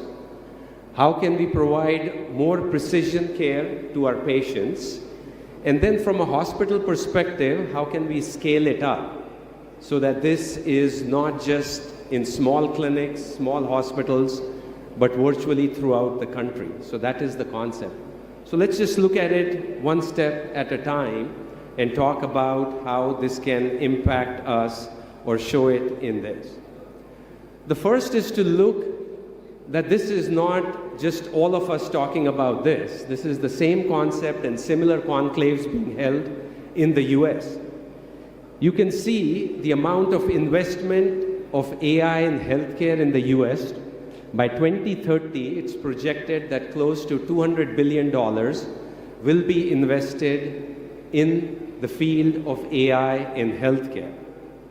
If you look at the same concept in India, the same projections are holding true, which means that this is supposed to increase at a rate of close to 50% over the next decade or so. So the concept globally, it's not just in the US or in India, is how we can improve and have this function of AI in healthcare moving it forward. So if we look at some of these different areas, 6% global AI adoption rate in healthcare. So the number is still very small. This needs to increase as we move forward. In the US, it's twice the global average. So about 1 in 20 hospitals has started incorporating AI in their day-to-day practices.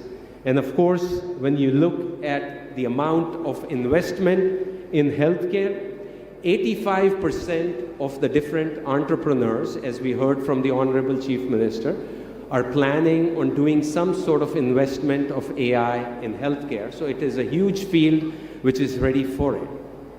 So let me leave you with a few use cases for all the entrepreneurs which are in the room of what we are looking at.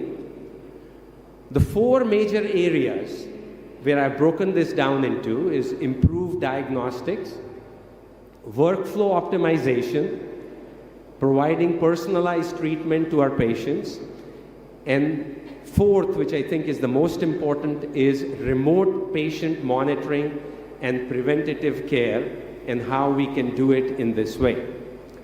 So let's look at some of these concepts about improved diagnostics, whether it is for skin conditions, CTs, MRIs which are being used, mammography, or for colon cancer detection, AI or computer vision is being utilized.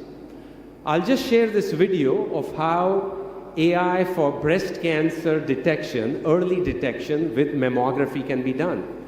Physicians are there, doctors are looking at x-rays and mammograms, but for a huge population, you can miss it. So how can that be automated in a way that the machine gives you the calcification score on a mammogram, and it can look at millions of scans and alert the radiologist to the most important areas, so that that's the place where this can happen. I was talking to the principal secretary about similar cervical cancer screening, oral cancer screening that the government of Andhra has undertaken right now to do it. For workflow optimization, whether it's scheduling of patients, whether it is AI-assisted documentation of the notes, because most of the doctor's handwriting nobody can understand, so it's important that it's very legible and clear. For surveillance prediction, as well as administration and compliance, I think AI and automation can easily be done, and this is important and is available. These chatbots can be there. As doctors in India, everybody gets these phone calls. Why can't we automate this process in which anybody from rural Andhra can get on their smartphone and fix an appointment with the specialist that they want? Here I'm talking about the social security number in the US, but it can be the Aadhaar card number, so that you know that you're talking about the right patient for the right diagnosis with the right doctor who is there, and saying that this is the appointment which is available, are you willing to take that, so that the patient does not have to be on the phone for half an hour with some scheduling who does not know as to what the next step in this is. Personalized treatments. This is a company in the US in which they have their own signature, genetic signature, for all the cancers which are listed there. And based on that genetic signature, it can predict which patient will respond to which type of therapy, with degree of accuracy. So this is the personalized care that we can provide, rather than doing the same chemotherapy for every patient with cervical cancer. It should be individualized, because all of us are very different in our genetic makeup, and this is available right now. Finally, I think what is critical is this type of AI-driven remote care. So the doctor does not have to be there in front of the patient all the time. With smartphones, with iPads, computers, this can happen remotely. The patient's weight can be checked, the blood pressure can be checked by instructions which are given by the computer to the patient remotely from thousands of kilometers away. And the diagnosis can be made remotely, so that you're saving time for the patient who cannot travel hundreds of kilometers in a bus and does not have access to specialists in very remote areas. So this can be done very remotely and is available right now for us to be able to implement in all of these areas. So AI-driven remote healthcare is also available. Finally, all of us have all these technologies which are wearable technologies. There are small sensors which you can wear, and the amount of sweat going into that sensor can predict whether you are due for a flare of your inflammatory bowel disease, or whether your blood glucose is going to be higher in the next 6 hours or not. So we have this whole IoTs which are available, which should be linked with healthcare right now. And of course, this will have a major impact on efficiency and cost savings. It will generate more revenue, just as we heard, rather than cost more. in the short run, but it will be revenue growth. And finally, we have to keep the patient at the center of all of this. This is not about us as doctors or about you as entrepreneurs. This is all about providing for the patient who is at the center of this.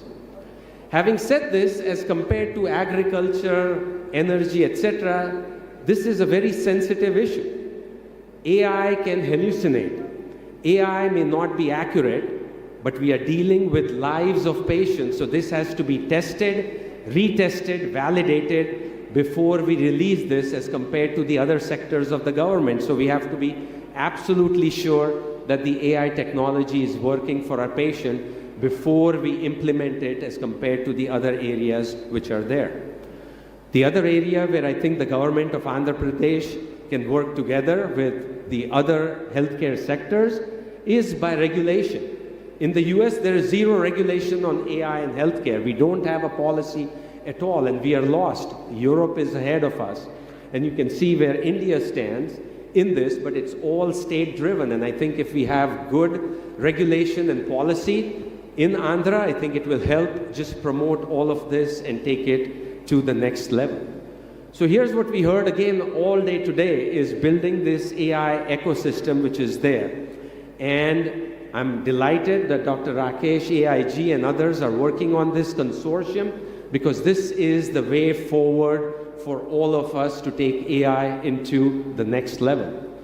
To summarize, AI we know in healthcare is the future. We should embrace it. Let's not fight it, let's embrace it. It's not without challenges, specifically things like data security for healthcare. Patient privacy is a big issue. So we want to make sure that when all stakeholders align, we can conquer it very easily. And the healthcare, the future is extremely bright and promising, provided we channel it in the right way. So again, on behalf of all of you, thank you very much for having me. And again, my pleasure to be here with all of you. Thank you very much. Thank you, Pratik. I think that's the background, what he has given, the global perspective of AI in healthcare. Can I just have the slides? So on this note, with the guidance and the thought process from Honorable CM, we started this foundation called AIM. It stands for Alliance for Artificial Intelligence and MedTech, and we have got 4 stakeholders in this currently working on the AIG hospitals from Hyderabad and ISB Hyderabad, then we have IIIT Hyderabad and the AMTZ from Visakhapatnam. The main aim of this is to have a platform where anybody can come and pitch in, where we have the technology enabling from these IITs and IIMs and IIITs. And then the business thought process will come from the ISB, and we as validators for the clinical knowledge, and then we have the volume. So we will be doing the validation of the ideas and thought process in terms of technology. And with the very own MTZ here in Visakhapatnam, they will go with the idea, and then we come out with a product. That's a thought process.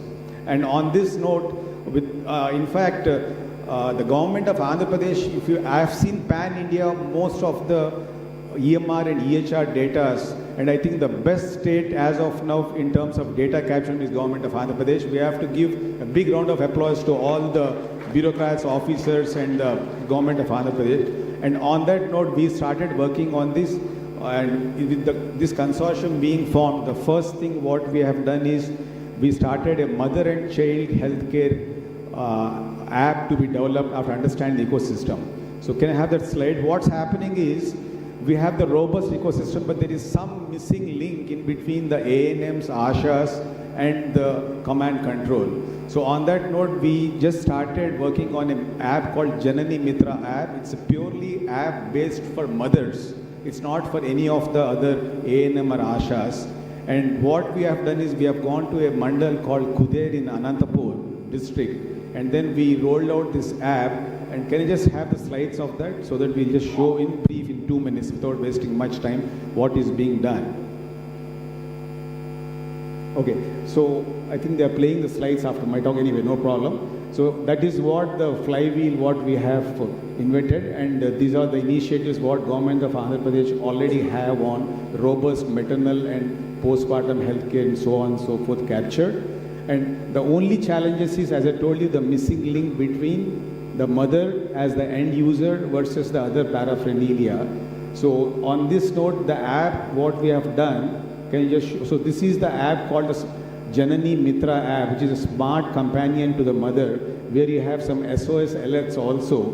The beauty of this app is that it's got a food scanner. Can you just show that, the next slide? So where the mother will scan the food and then understand how many calories she's consuming. In fact, on this I'll tell you, there's one person in this audience who knows better about nutrition and technology than any one of us. It's none other than Honorable Chief Minister of Andhra Pradesh. I, being his personal physician, I know he has his own data, entire data monitored by a team, and it's robustly captured, where he has got a sleep score, nutrition data, everything in one, and every minute it is captured and it is analyzed about the metabolic score. So on that note, this is the app, and I'll just give you a brief of what we have done. I'll ask my CTO Kinjal Saxena to just run the video and show you in 1 minute how this app is going to do a paradigm shift for mother care in the state of Andhra Pradesh. Kinjal, can you just show them the app? Thank you, Dr. Rakesh, Honorable Chief Minister, all the respected delegates. What we are trying to do is, we are trying to leverage technology, artificial intelligence, to simplify the life of mothers.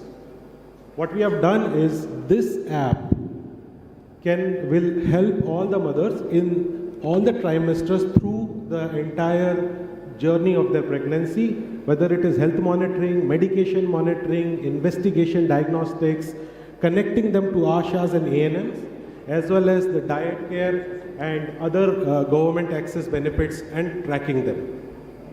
So what do we do here is this is the food scanner. As you can see, they can just take the picture of the thali and it will give them the calorie counts.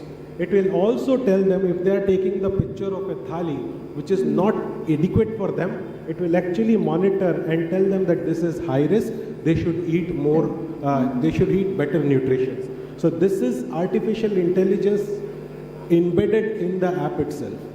The most important part is, this is not a mobile app that you need to download from Google Store or App Store, because in the villages there is not enough network. So what we have done is, we have created a very simple progressive web app that they can simply open with the click of a button. So they don't need to do, and this actually works. So what you're seeing is something happening in the villages, and with a much better speed compared to any other mobile app. What we are next seeing is next level of AI technology, where just by taking the picture of their eye, their tongue and their nails, an early detection of anemia can be identified, and whenever an anemic mother is identified, an alert will go to the respective ASHA and ANMs. The next, another challenge is, the other challenge is actually tracking whether the services have been provided to the mothers or not.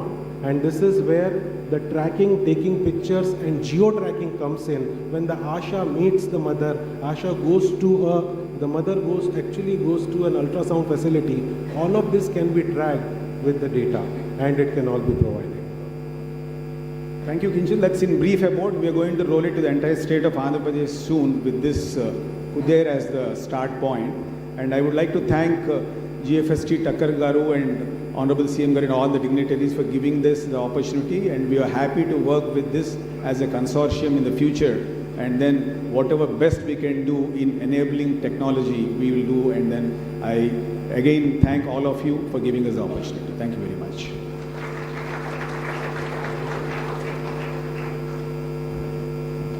Thank you, Dr. Pratik and Dr. Rajesh. AIG will be executing an MOU in the afternoon during the health tech session.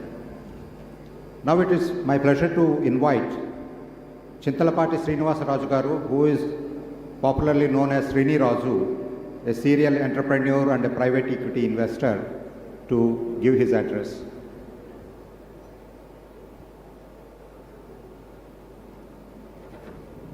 Can I request Srinivas Garu if he is in the auditorium? Okay. Then we'll move on to the main panel discussions.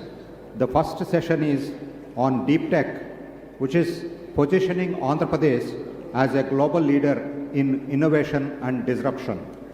Before the session begins, we have kept a keynote address by Mr. Rajesh Dudu, who is partner Emerging Tech PwC. Rajesh Dudu is a seasoned professional with over 25 years of experience in telecom, banking and cyber security. He is an expert of blockchain and cyber security practices at PwC as partner. He was also driving innovation and digital transformation at TechM as top management leader. He is a global name in the deep tech and has great reputation in deep tech world. So what GFST requested Mr. Rajesh to speak on the Chief Minister's favorite theme, one family, one entrepreneur, a vision for 2030. So I will not get into the bullet points.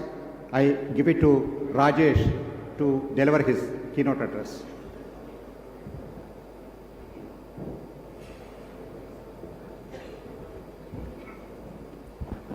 Respected and Honorable Chief Minister, Honorable dignitaries, colleagues from the industry and students, Sabaku Namaskaram. I must confess that after the address by Honorable Chief Minister, one gets a little flustered because we just witnessed one of the best masterclass in technology.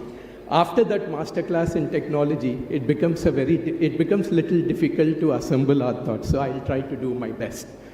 It's actually an absolute honor and privilege for me to speak against the team or with respect to the team, which is one family and one entrepreneur. Vision 2030. We have heard from Honorable Chief Minister how the global technology companies have benefited from Andhra engineers. With the launch of this program, I am sure that there will not only be Andhra tech engineers in Bay Area, but there will be a lot of unicorns and sunicorns in Andhra Pradesh, and it is bound to happen. This particular program looks at about outlay of 30 lakh crore investment and looking at an FDI of about USD $10 billion. I wanted to say two things. One, with this program, we will see that there won't be a difference between a Bay Area entrepreneur and an entrepreneur from this region. We are already seeing in India, when you come across an Indian entrepreneur, especially the tech entrepreneur, and you talk to a Bay Area entrepreneur, there is no difference in capability. Of course, many of them are Telugus, so that will also contribute to the familiarity and similarity. But going forward, with the advent of this program, I think many such entrepreneurs will come from this particular region. And from a PwC perspective, we are willing to contribute. Sir had said that most of the programs are pro bono. So from PwC, we are willing to contribute because we are people who care. And for me, the contribution comes from a son-in-law of the soil attitude because my in-laws are from this particular region. So it's only important that I stay invested here. A lot of people have asked in terms of what deep tech does. Deep tech actually comes into a play when you're looking at solving some deep problems that are entrenched in the society today. I'm going to pick up 3 such particular problems and explain to you how deep tech contributes. The first one, in the area of healthcare, it's only opportunistic that I pick up the healthcare one after the session by the prominent doctors from AIG. Today in healthcare, you can use light to diagnose a number of diseases. For instance, for a long time, diabetics have suffered through invasive treatment. That means they have to put syringes and diagnose in terms of what is the magnitude of sugar that they carry in their bloodstream. But today, using photoluminance, you're able to diagnose the level of diabetes that is there. That is deep tech. And in this country, we have seen a lot of things happening in the financial services space. But there are two things which again remain unaddressed. The first one is in the area of direct benefit transfer, DBT, where we know by virtue of DBT, the money is going into the farmer's account directly. But it is only 80% of the problem that has been addressed.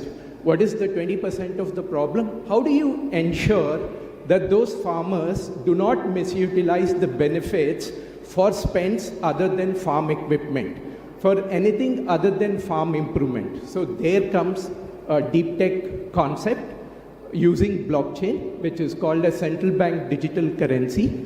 And using central bank digital currency, you can bring in programmability of rupee. The rupee will be programmed in such a sense that if it goes to a grocery shop, it will be auto-declined.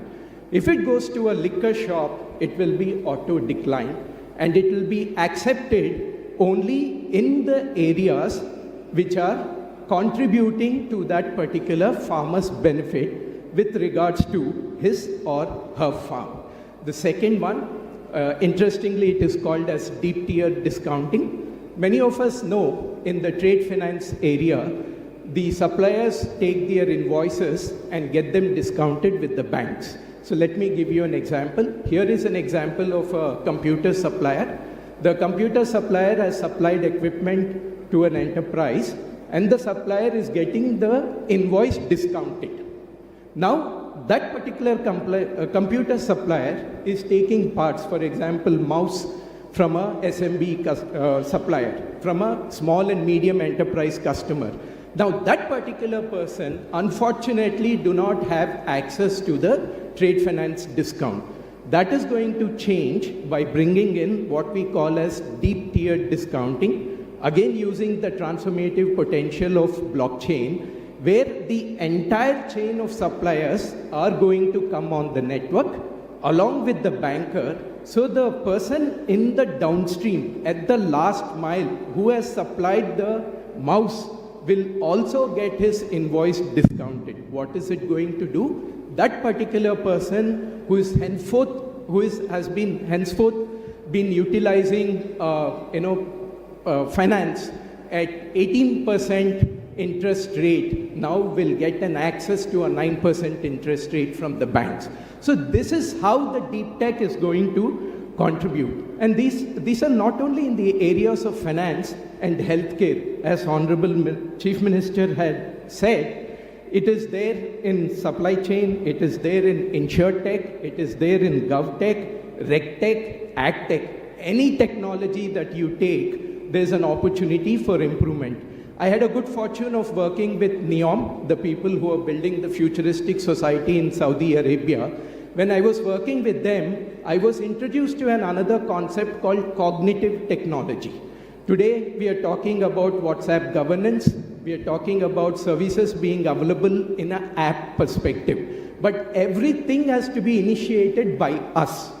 So here comes cognitive technology, which sits at the interface of application without your express consent. Once you define the algorithm and the logic, it is going to do work like Aladdin Genie, that everybody has access to an Aladdin Genie in their application.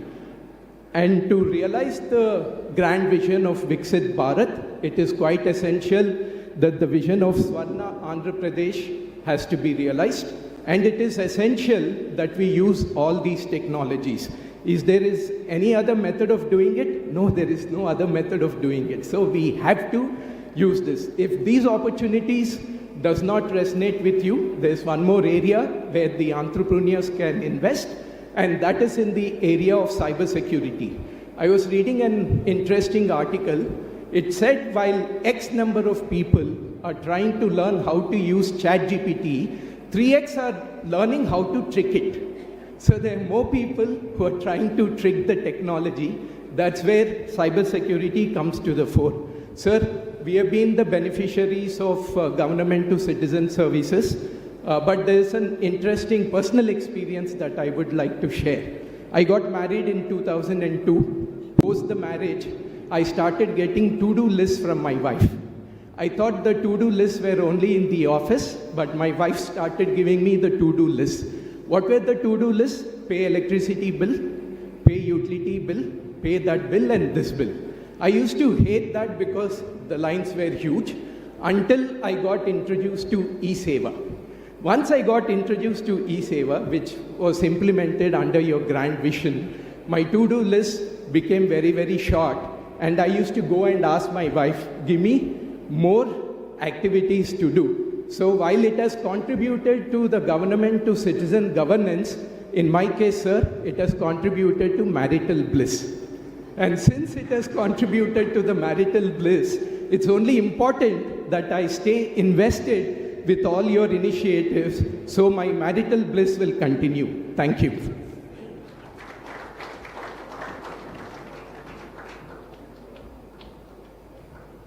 Thank you very much, Rajesh. Now we move on to the Deep Tech panel discussion. Before I invite the panelists, I have a couple of announcements. One, realizing the time constraints, I request the moderators and speakers, panelists to cut down their time as per the available this thing, not sticking to the original schedule. Second thing is, for the audience, you also have to sacrifice a couple of things. We have taken out your tea break and lunch break also will be reduced because we have invited so many experts from across the country and they have a lot to share. So you have to bear with that. Before I invite the speakers, we have a very short film on Deep Tech session. Can we have the film, please?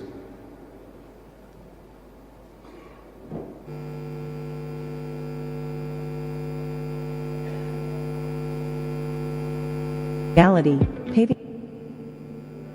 Deep tech isn't just shaping the future, it's redefining what's possible. In Andhra Pradesh, this vision is becoming a reality, paving the way for a tech-driven tomorrow. Success speaks for itself. In Andhra Pradesh, IoT-enabled smart farms have increased yields by 15% while cutting water usage by 18%. Mobile health clinics powered by AI diagnostics have reduced patient travel times by 20%, delivering care to over 100,000 underserved citizens. And MSME digital transformation programs have boosted revenues by 40% for participating businesses. With a bold vision to become India's deep tech capital by 2047, Andhra Pradesh is harnessing AI, IoT, and blockchain to transform industries and bridge gaps. By 2030, the state aims to create one entrepreneur per family and empower MSMEs with blockchain-enabled loans and AI tools, driving 2 million new jobs. Guided by the vision of Viksit Bharat 2047, the deep tech initiatives focus on sustainability, equity, and resilience. From predictive analytics reducing disease outbreaks to AI-driven compliance tools simplifying MSME operations, Andhra Pradesh is setting benchmarks for innovation. This is more than innovation, it's transformation. Join Andhra Pradesh in leading the deep tech revolution. Together, let's build Swarna Andhra and realize the dream of Viksit Bharat 2047. Let me invite the panelists. Mr. Rajiv Gupta, President, PB FinTech, known as Policy Bazaar. Give a big round of applause to the panelists as I invite them. Mr. Bala Prasad Peddigari, Chief Innovation Officer, Tata Consultancy Services. Mr. Varun Unia, Senior Solution Architect, Strategic Government, NVIDIA. Mr. Abhinav Gupta, Associate Vice President, Innovation, Broadridge, India. And finally, I invite the moderator for this session, Mr. Sridhar Sheshadri. I am not introducing their profiles. They are very popular. You can just Google or LinkedIn. Their details are available. Over to Sridhar.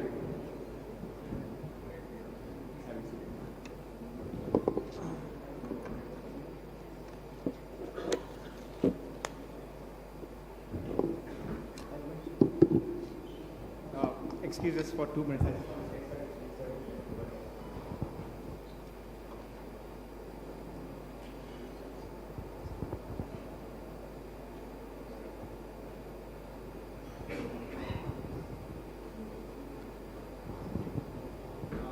there's a little change in format. We actually wanted to have Sivan Garu on the panel because then that's where a lot of ideas are shared. Probably we'll keep the Q&A at the end of it with Sivan Garu, but we'll go ahead with the panel discussion. I'll join the panel now. Sure.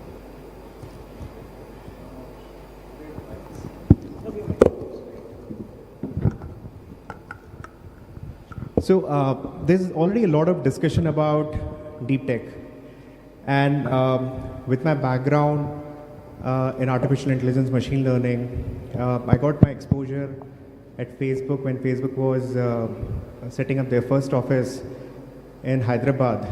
I was the first hire for the platform team, and I got to work with some of the Stanford grads who came down for Rohan Murthy's wedding. They were his batchmate, and they introduced me to machine learning. And I realized the kind of impact it can have and the problems we started to solve at Facebook with that. And with now, I'm talking about 2010. And now we look back in these 14-year span, things have changed phenomenally. I mean, now we talk about machine learning, AI. The biggest change that has come, and it has normalized now because of the compute. The compute was not available earlier. The kind of possibilities with the ecosystem that has opened up, that's huge. It's just because of the visionary leadership that we had in United Andhra earlier, and the kind of possibilities were created that Facebook kind of company actually chose Hyderabad over any other city. So now getting started with the discussion, I know everyone has described deep tech in a certain way, just to make it a little easy for everyone's understanding. Generally, deep tech is anything which is connected to a little detailed, deeper research. It's not only AI and ML as our visionary leader talked about it. There is quantum computing that you're going to hear. There is more to do with cybersecurity that you're going to hear about. There is dimension of IoT. So while you do deeper research into anything and solve real problems, that is actually deep tech. And that's where now AI, ML is going to like thrive. And that's one of the most demand technology. So starting with you, Mr. Rajiv, I know that if I have to draw a parallel from the days when people have to go into the queues, buy insurance policy, and worry about whether the agent is recommending something right or not, the days when internet was coming, to today, it's a kind of similar scenario when a disruption was done by Policy Bazaar and the aggregation system was brought online. And today, now we have a similar scenario where there is AI coming out. As a leader in that space of disruption of technology, what are your thoughts on deep tech? Thank you, Sridhar. Honorables, Chief Minister, Honorable Ministers, and friends from the industry, and guests from Andhra Pradesh and the other states. I represent PB Fintech Limited that runs Policy Bazaar and Paisa Bazaar. And you are absolutely right, Sridhar. When I bought my first policy way back in 1990, when I started my career as a 21-year-old, an agent came and sold a policy to me, and I bought that policy thinking that I'll save some tax. I had no idea why we buy insurance, and I got that policy after 3 months, And the way insurance has been defined today in the country, Policy Bazaar started in 2008 with a simple comparison of different insurance plans available in the country for people to check before they decide to buy a policy, and that was done through technology. So we run a digital platform for selling insurance policies.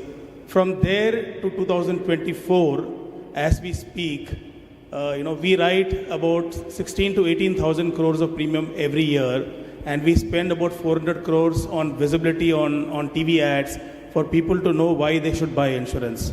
Because nobody gets up early in the morning deciding to go and buy an insurance. We have to go and actually tell people why they should buy insurance. Now, having spoken about this, let me give you a background. I'll cover 3 challenges which this country has. Maybe I'm diverging a little bit.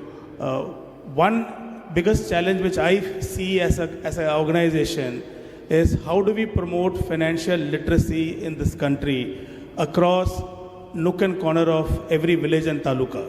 I think that's the biggest challenge we have. While Jan Dhan Yojana has certainly helped people to have bank accounts, But even today, people struggle understanding how and where they should borrow the loan from, what is the requirement of a health insurance, why is insurance important. So a lot of financial literacy areas will have to be addressed, and that can only be done through deep tech and AI and technology. I can tell you one small example, paucity of time here, but we have set up, human representatives in about 98% of India's PIN codes who use technology platforms like what we provide to deliver knowledge in the local lingual. So where people sit in the talukas and villages, advising and teaching people on how you should, take a loan or how you should take an insurance. Second biggest challenge, while the Honorable Chief Minister spoke about India's population, we are very proud to have a young population today, right? But 10 to 12% of our population today are senior citizens. 2047, when we are all dreaming to have insurance for all, this number will spike to 30% or 35%. Now imagine 60% of this senior citizens do not have any income support system. In spite of the joint family system we are all proud of. There is no health insurance and there is no support system. So today's 40-year-olds are tomorrow's 60-year-olds. Now, this is the real missing middle. In my opinion, it is important to use technology to reach to every taluka and village and promote people to buy a health insurance plan or a pension plan for themselves that will protect them for the future, number one. Number two, I think we spoke about skilled manpower in this country. Now, if the country has to grow, I think rightly said, the skilled manpower is going to come from tier 2 and tier 3 cities. Today, the biggest challenge is on one side, there is a loud noise about unemployment. On the other side, the industry is crying for skilled manpower. Whether it is hospitalization, whether it is insurance, whether it is banking, everywhere there is a need for skilled manpower. And most people who pass out from tier 2 colleges do not have a job right from the day they pass out.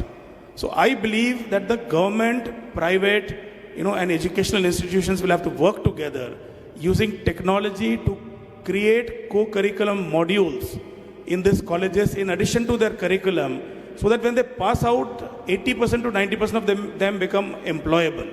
I think that is how we'll be able to create skilled manpower for the kind of growth we are looking at. So if 2047 means insurance for all, 2047 means pension for all, 2047 means a 30 trillion economy, and if the state of Andhra Pradesh has taken the lead way back in '84 to talk about technology, I think this is the place where we can begin to ensure that every taluka and village are adequately covered and protected in this country. Great. So, if I were to summarize, you're saying deep tech has to play a big role. AI will help build that kind of ecosystem where we can actually have more skilled resources and people actually contributing to all of the ecosystem. Great. So I'll tell you, I'll take a hint from CM. He wanted one entrepreneur, one family. There is room for at least 10 policy bazaars and 10 health insurance companies who become unicorns in this country. Okay, that's the kind of scope which we have. If somebody can think about healthcare, this is the place to get in. We at PB FinTech are also setting up 1,000 hospitals over the next 10 years. And this is in tier 2, tier 3 cities. The whole idea is we need good healthcare system in this country. So I think clearly there is an opportunity for all of you, and elderly care is the next big business one should think of. 70 crore agar aged population hoga, there will be a requirement for elderly healthcare as well. So tremendous opportunities for the people who want to become entrepreneurs from the state. Please look at all these ideas and come forward. Companies like us are most willing to help, handhold, and also look at similar ideas to support them in future. So moving on to you, Bala Garu. So I know how TCS has changed the whole IT paradigm. Like if you look at the last era of technology, that boom happened, the transformation that we are seeing in the country, and what actually I believe started extensively in Andhra Pradesh earlier. Taking cue from that and what we have just now discussed, there is another dimension. We know TCS in a certain way. Being Chief Innovation Officer, what's the dimension of entrepreneurship? What's the dimension on skilling the startups? And what would be the role of deep tech while we think about creating an ecosystem for startups Because there is a conventional way people think about services company, which is transforming. And as an innovation officer, you have a perspective on it. We would love to hear that. Love the question. First of all, I just want everyone to give a very standing ovation to the GFST team, please. This team has done some tremendous work. I believe we should all acknowledge that. Led by Tucker Garu, supported by the Sanjay Gupta and others. Thank you. And thanks, Sridhar, for inviting me for this, and it's definitely a pleasure. So first of all, so within TCS, if you're trying to look at, we have a concept of innovation, which is spearheaded by our CTO. And our intent is to incubate innovation as part of the DNA of every individual within TCS. Being a part, I just want to draw the attention what we try to do and what other companies are also trying to replicate that. The first thing is mentorships. The intent about mentorship is how you try to build that kind of excellence of knowledge and impart that knowledge to the entire ecosystem. And bringing that experience to the ecosystem can play a vital role for the startups, and startups getting that knowledge from the companies which is surviving from decades can bring that excellence and a dimension to look beyond what their product is.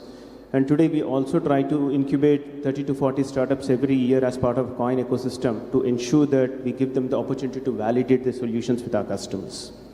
The second important area where I strongly believe is it's setting up the incubation hubs. I heard CM Garu mentioned about setting up the Ratan Tata Innovation Hub.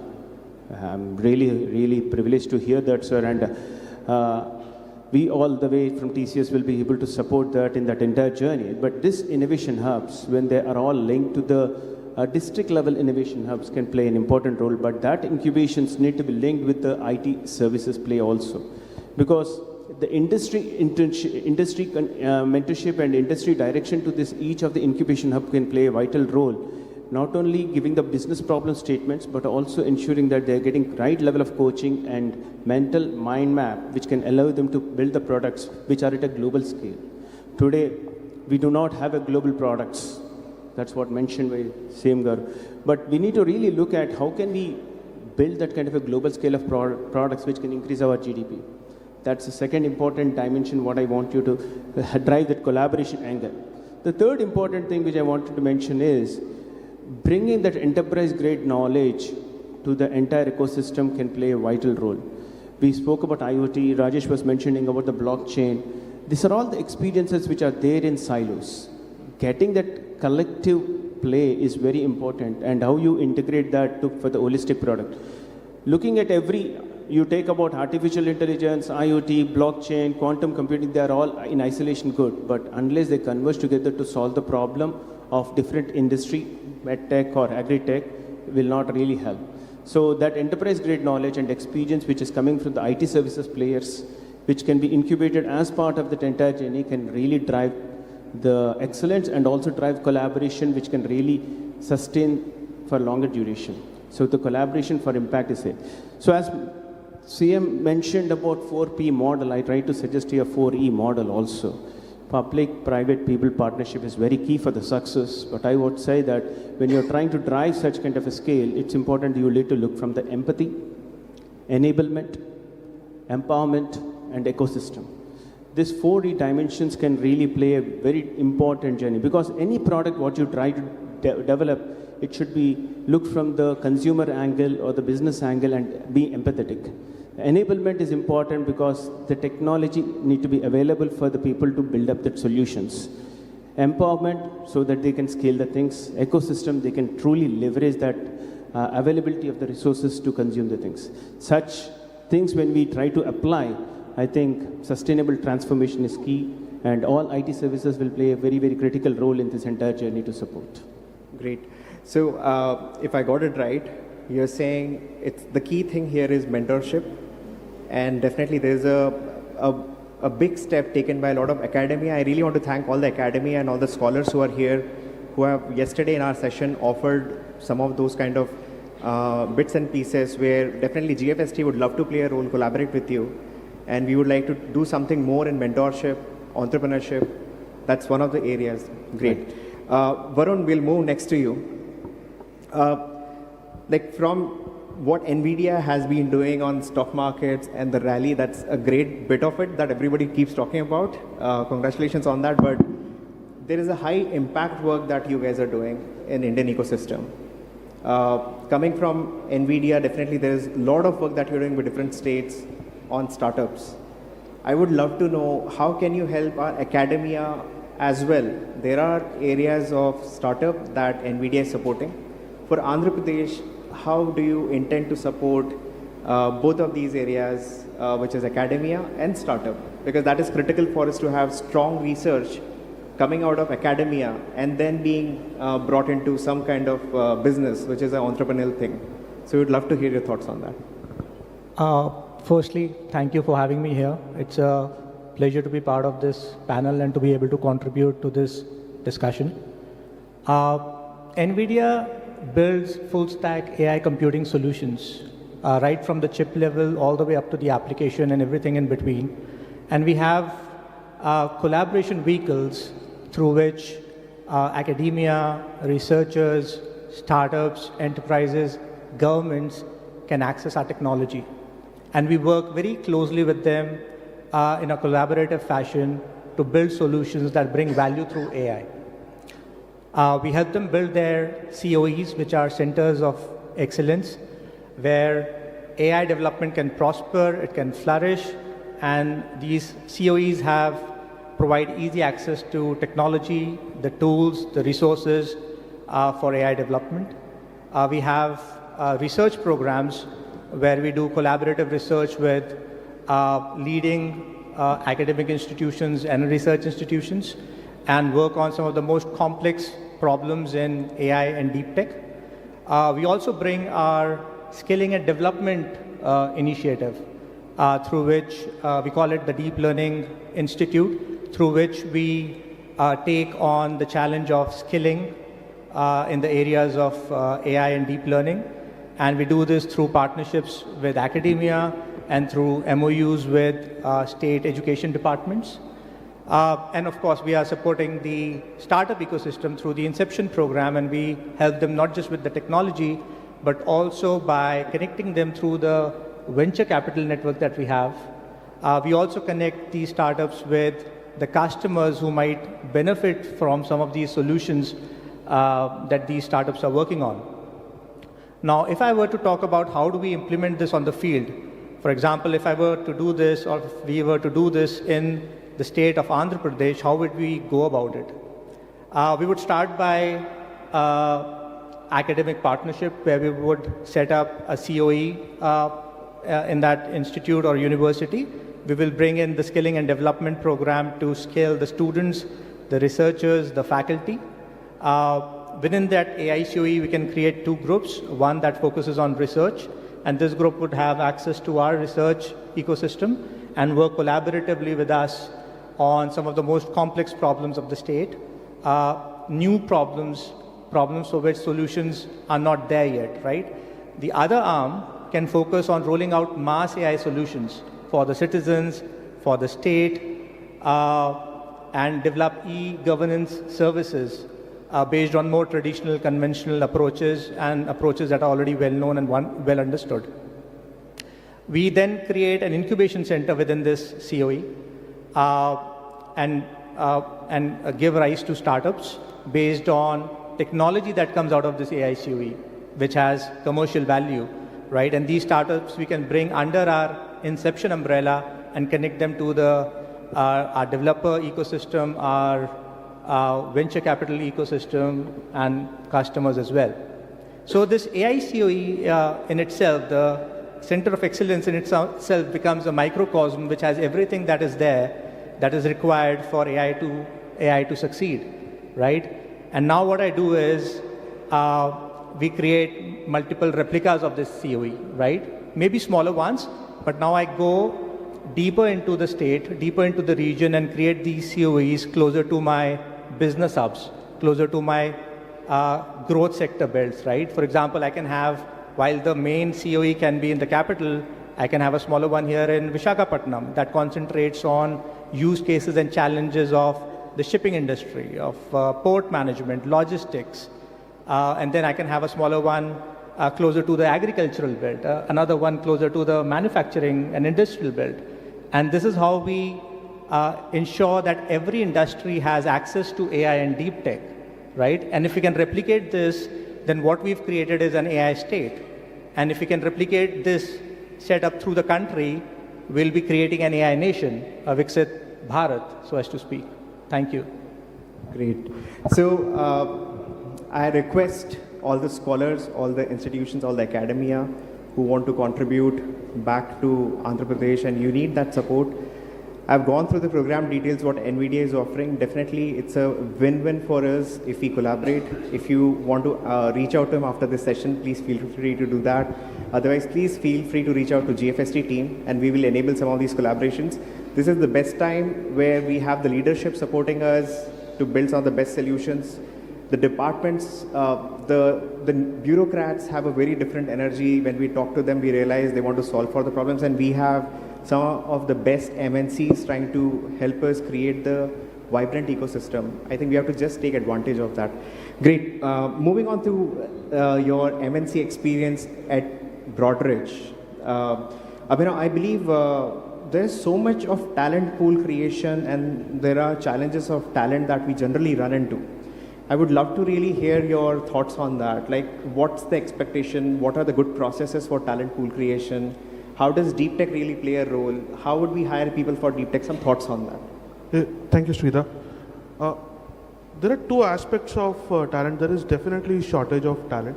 But the first aspect is the tech community, which is diligently building products, right? But the second aspect of deep tech is there have to be people who can sell that product globally. So that talent is the real requirement right now, because we have built institutions, ecosystems which can build the tech side of talent, but product and business side talent is what we are looking for. And especially because Sir has already spoke with his policies, right? There is a lot of GCCs in Hyderabad and in the region. But now to build products from here and start owning the P&L is real requirement. Now, if you see a small statistics, right? So US has 75 million freelancers who have that business acumen. But in India, it is around 15 million only for the population like us. So if we are thinking about having one entrepreneur from one family, and there's a spectrum of people we want, and so it would be fantastic if we can have policies, also infrastructure and academic relationship, and design of the programs in such a way we encourage business mindset in everyone, so that more and more freelancers can come. Because deep tech, what it does is it reduces the cost of prediction, but also increases personalization. That means there are more niches, permutations and combinations and expertise which is required. So one person can't do it. So if we combine all those things, I think we are up to a solution. Great. So taking next cue from what just now we heard from Abhinav, Rajiv ji, I would love to understand, because while we talk on policy, I don't want it to become a theory of that we want something to be around work from home. While we get to hear different stories, remote work challenges, we read all that in news as well. While you have such a large workforce, and there are certain hybrid models, and with your own experience in industry, would you like to actually talk about what role would work from home will play, and how deep tech can actually play a good role? I'm just trying to hear it from you as a veteran of industry, not just like from fintech. What are your thoughts? So I think COVID brought a lot of disasters, but also taught us a lot of things, right? I mean, work from home has now become an acceptable norm across IT sectors and and technology organizations. Initially, there were a lot of worries around cybersecurity, worries around how this will actually be adapted, and will people take it seriously. But I think our experience during COVID showed that business never stopped, right? Business went on, and during COVID, the need for insurance only increased. So it's a proven model that work from home certainly, is the way forward.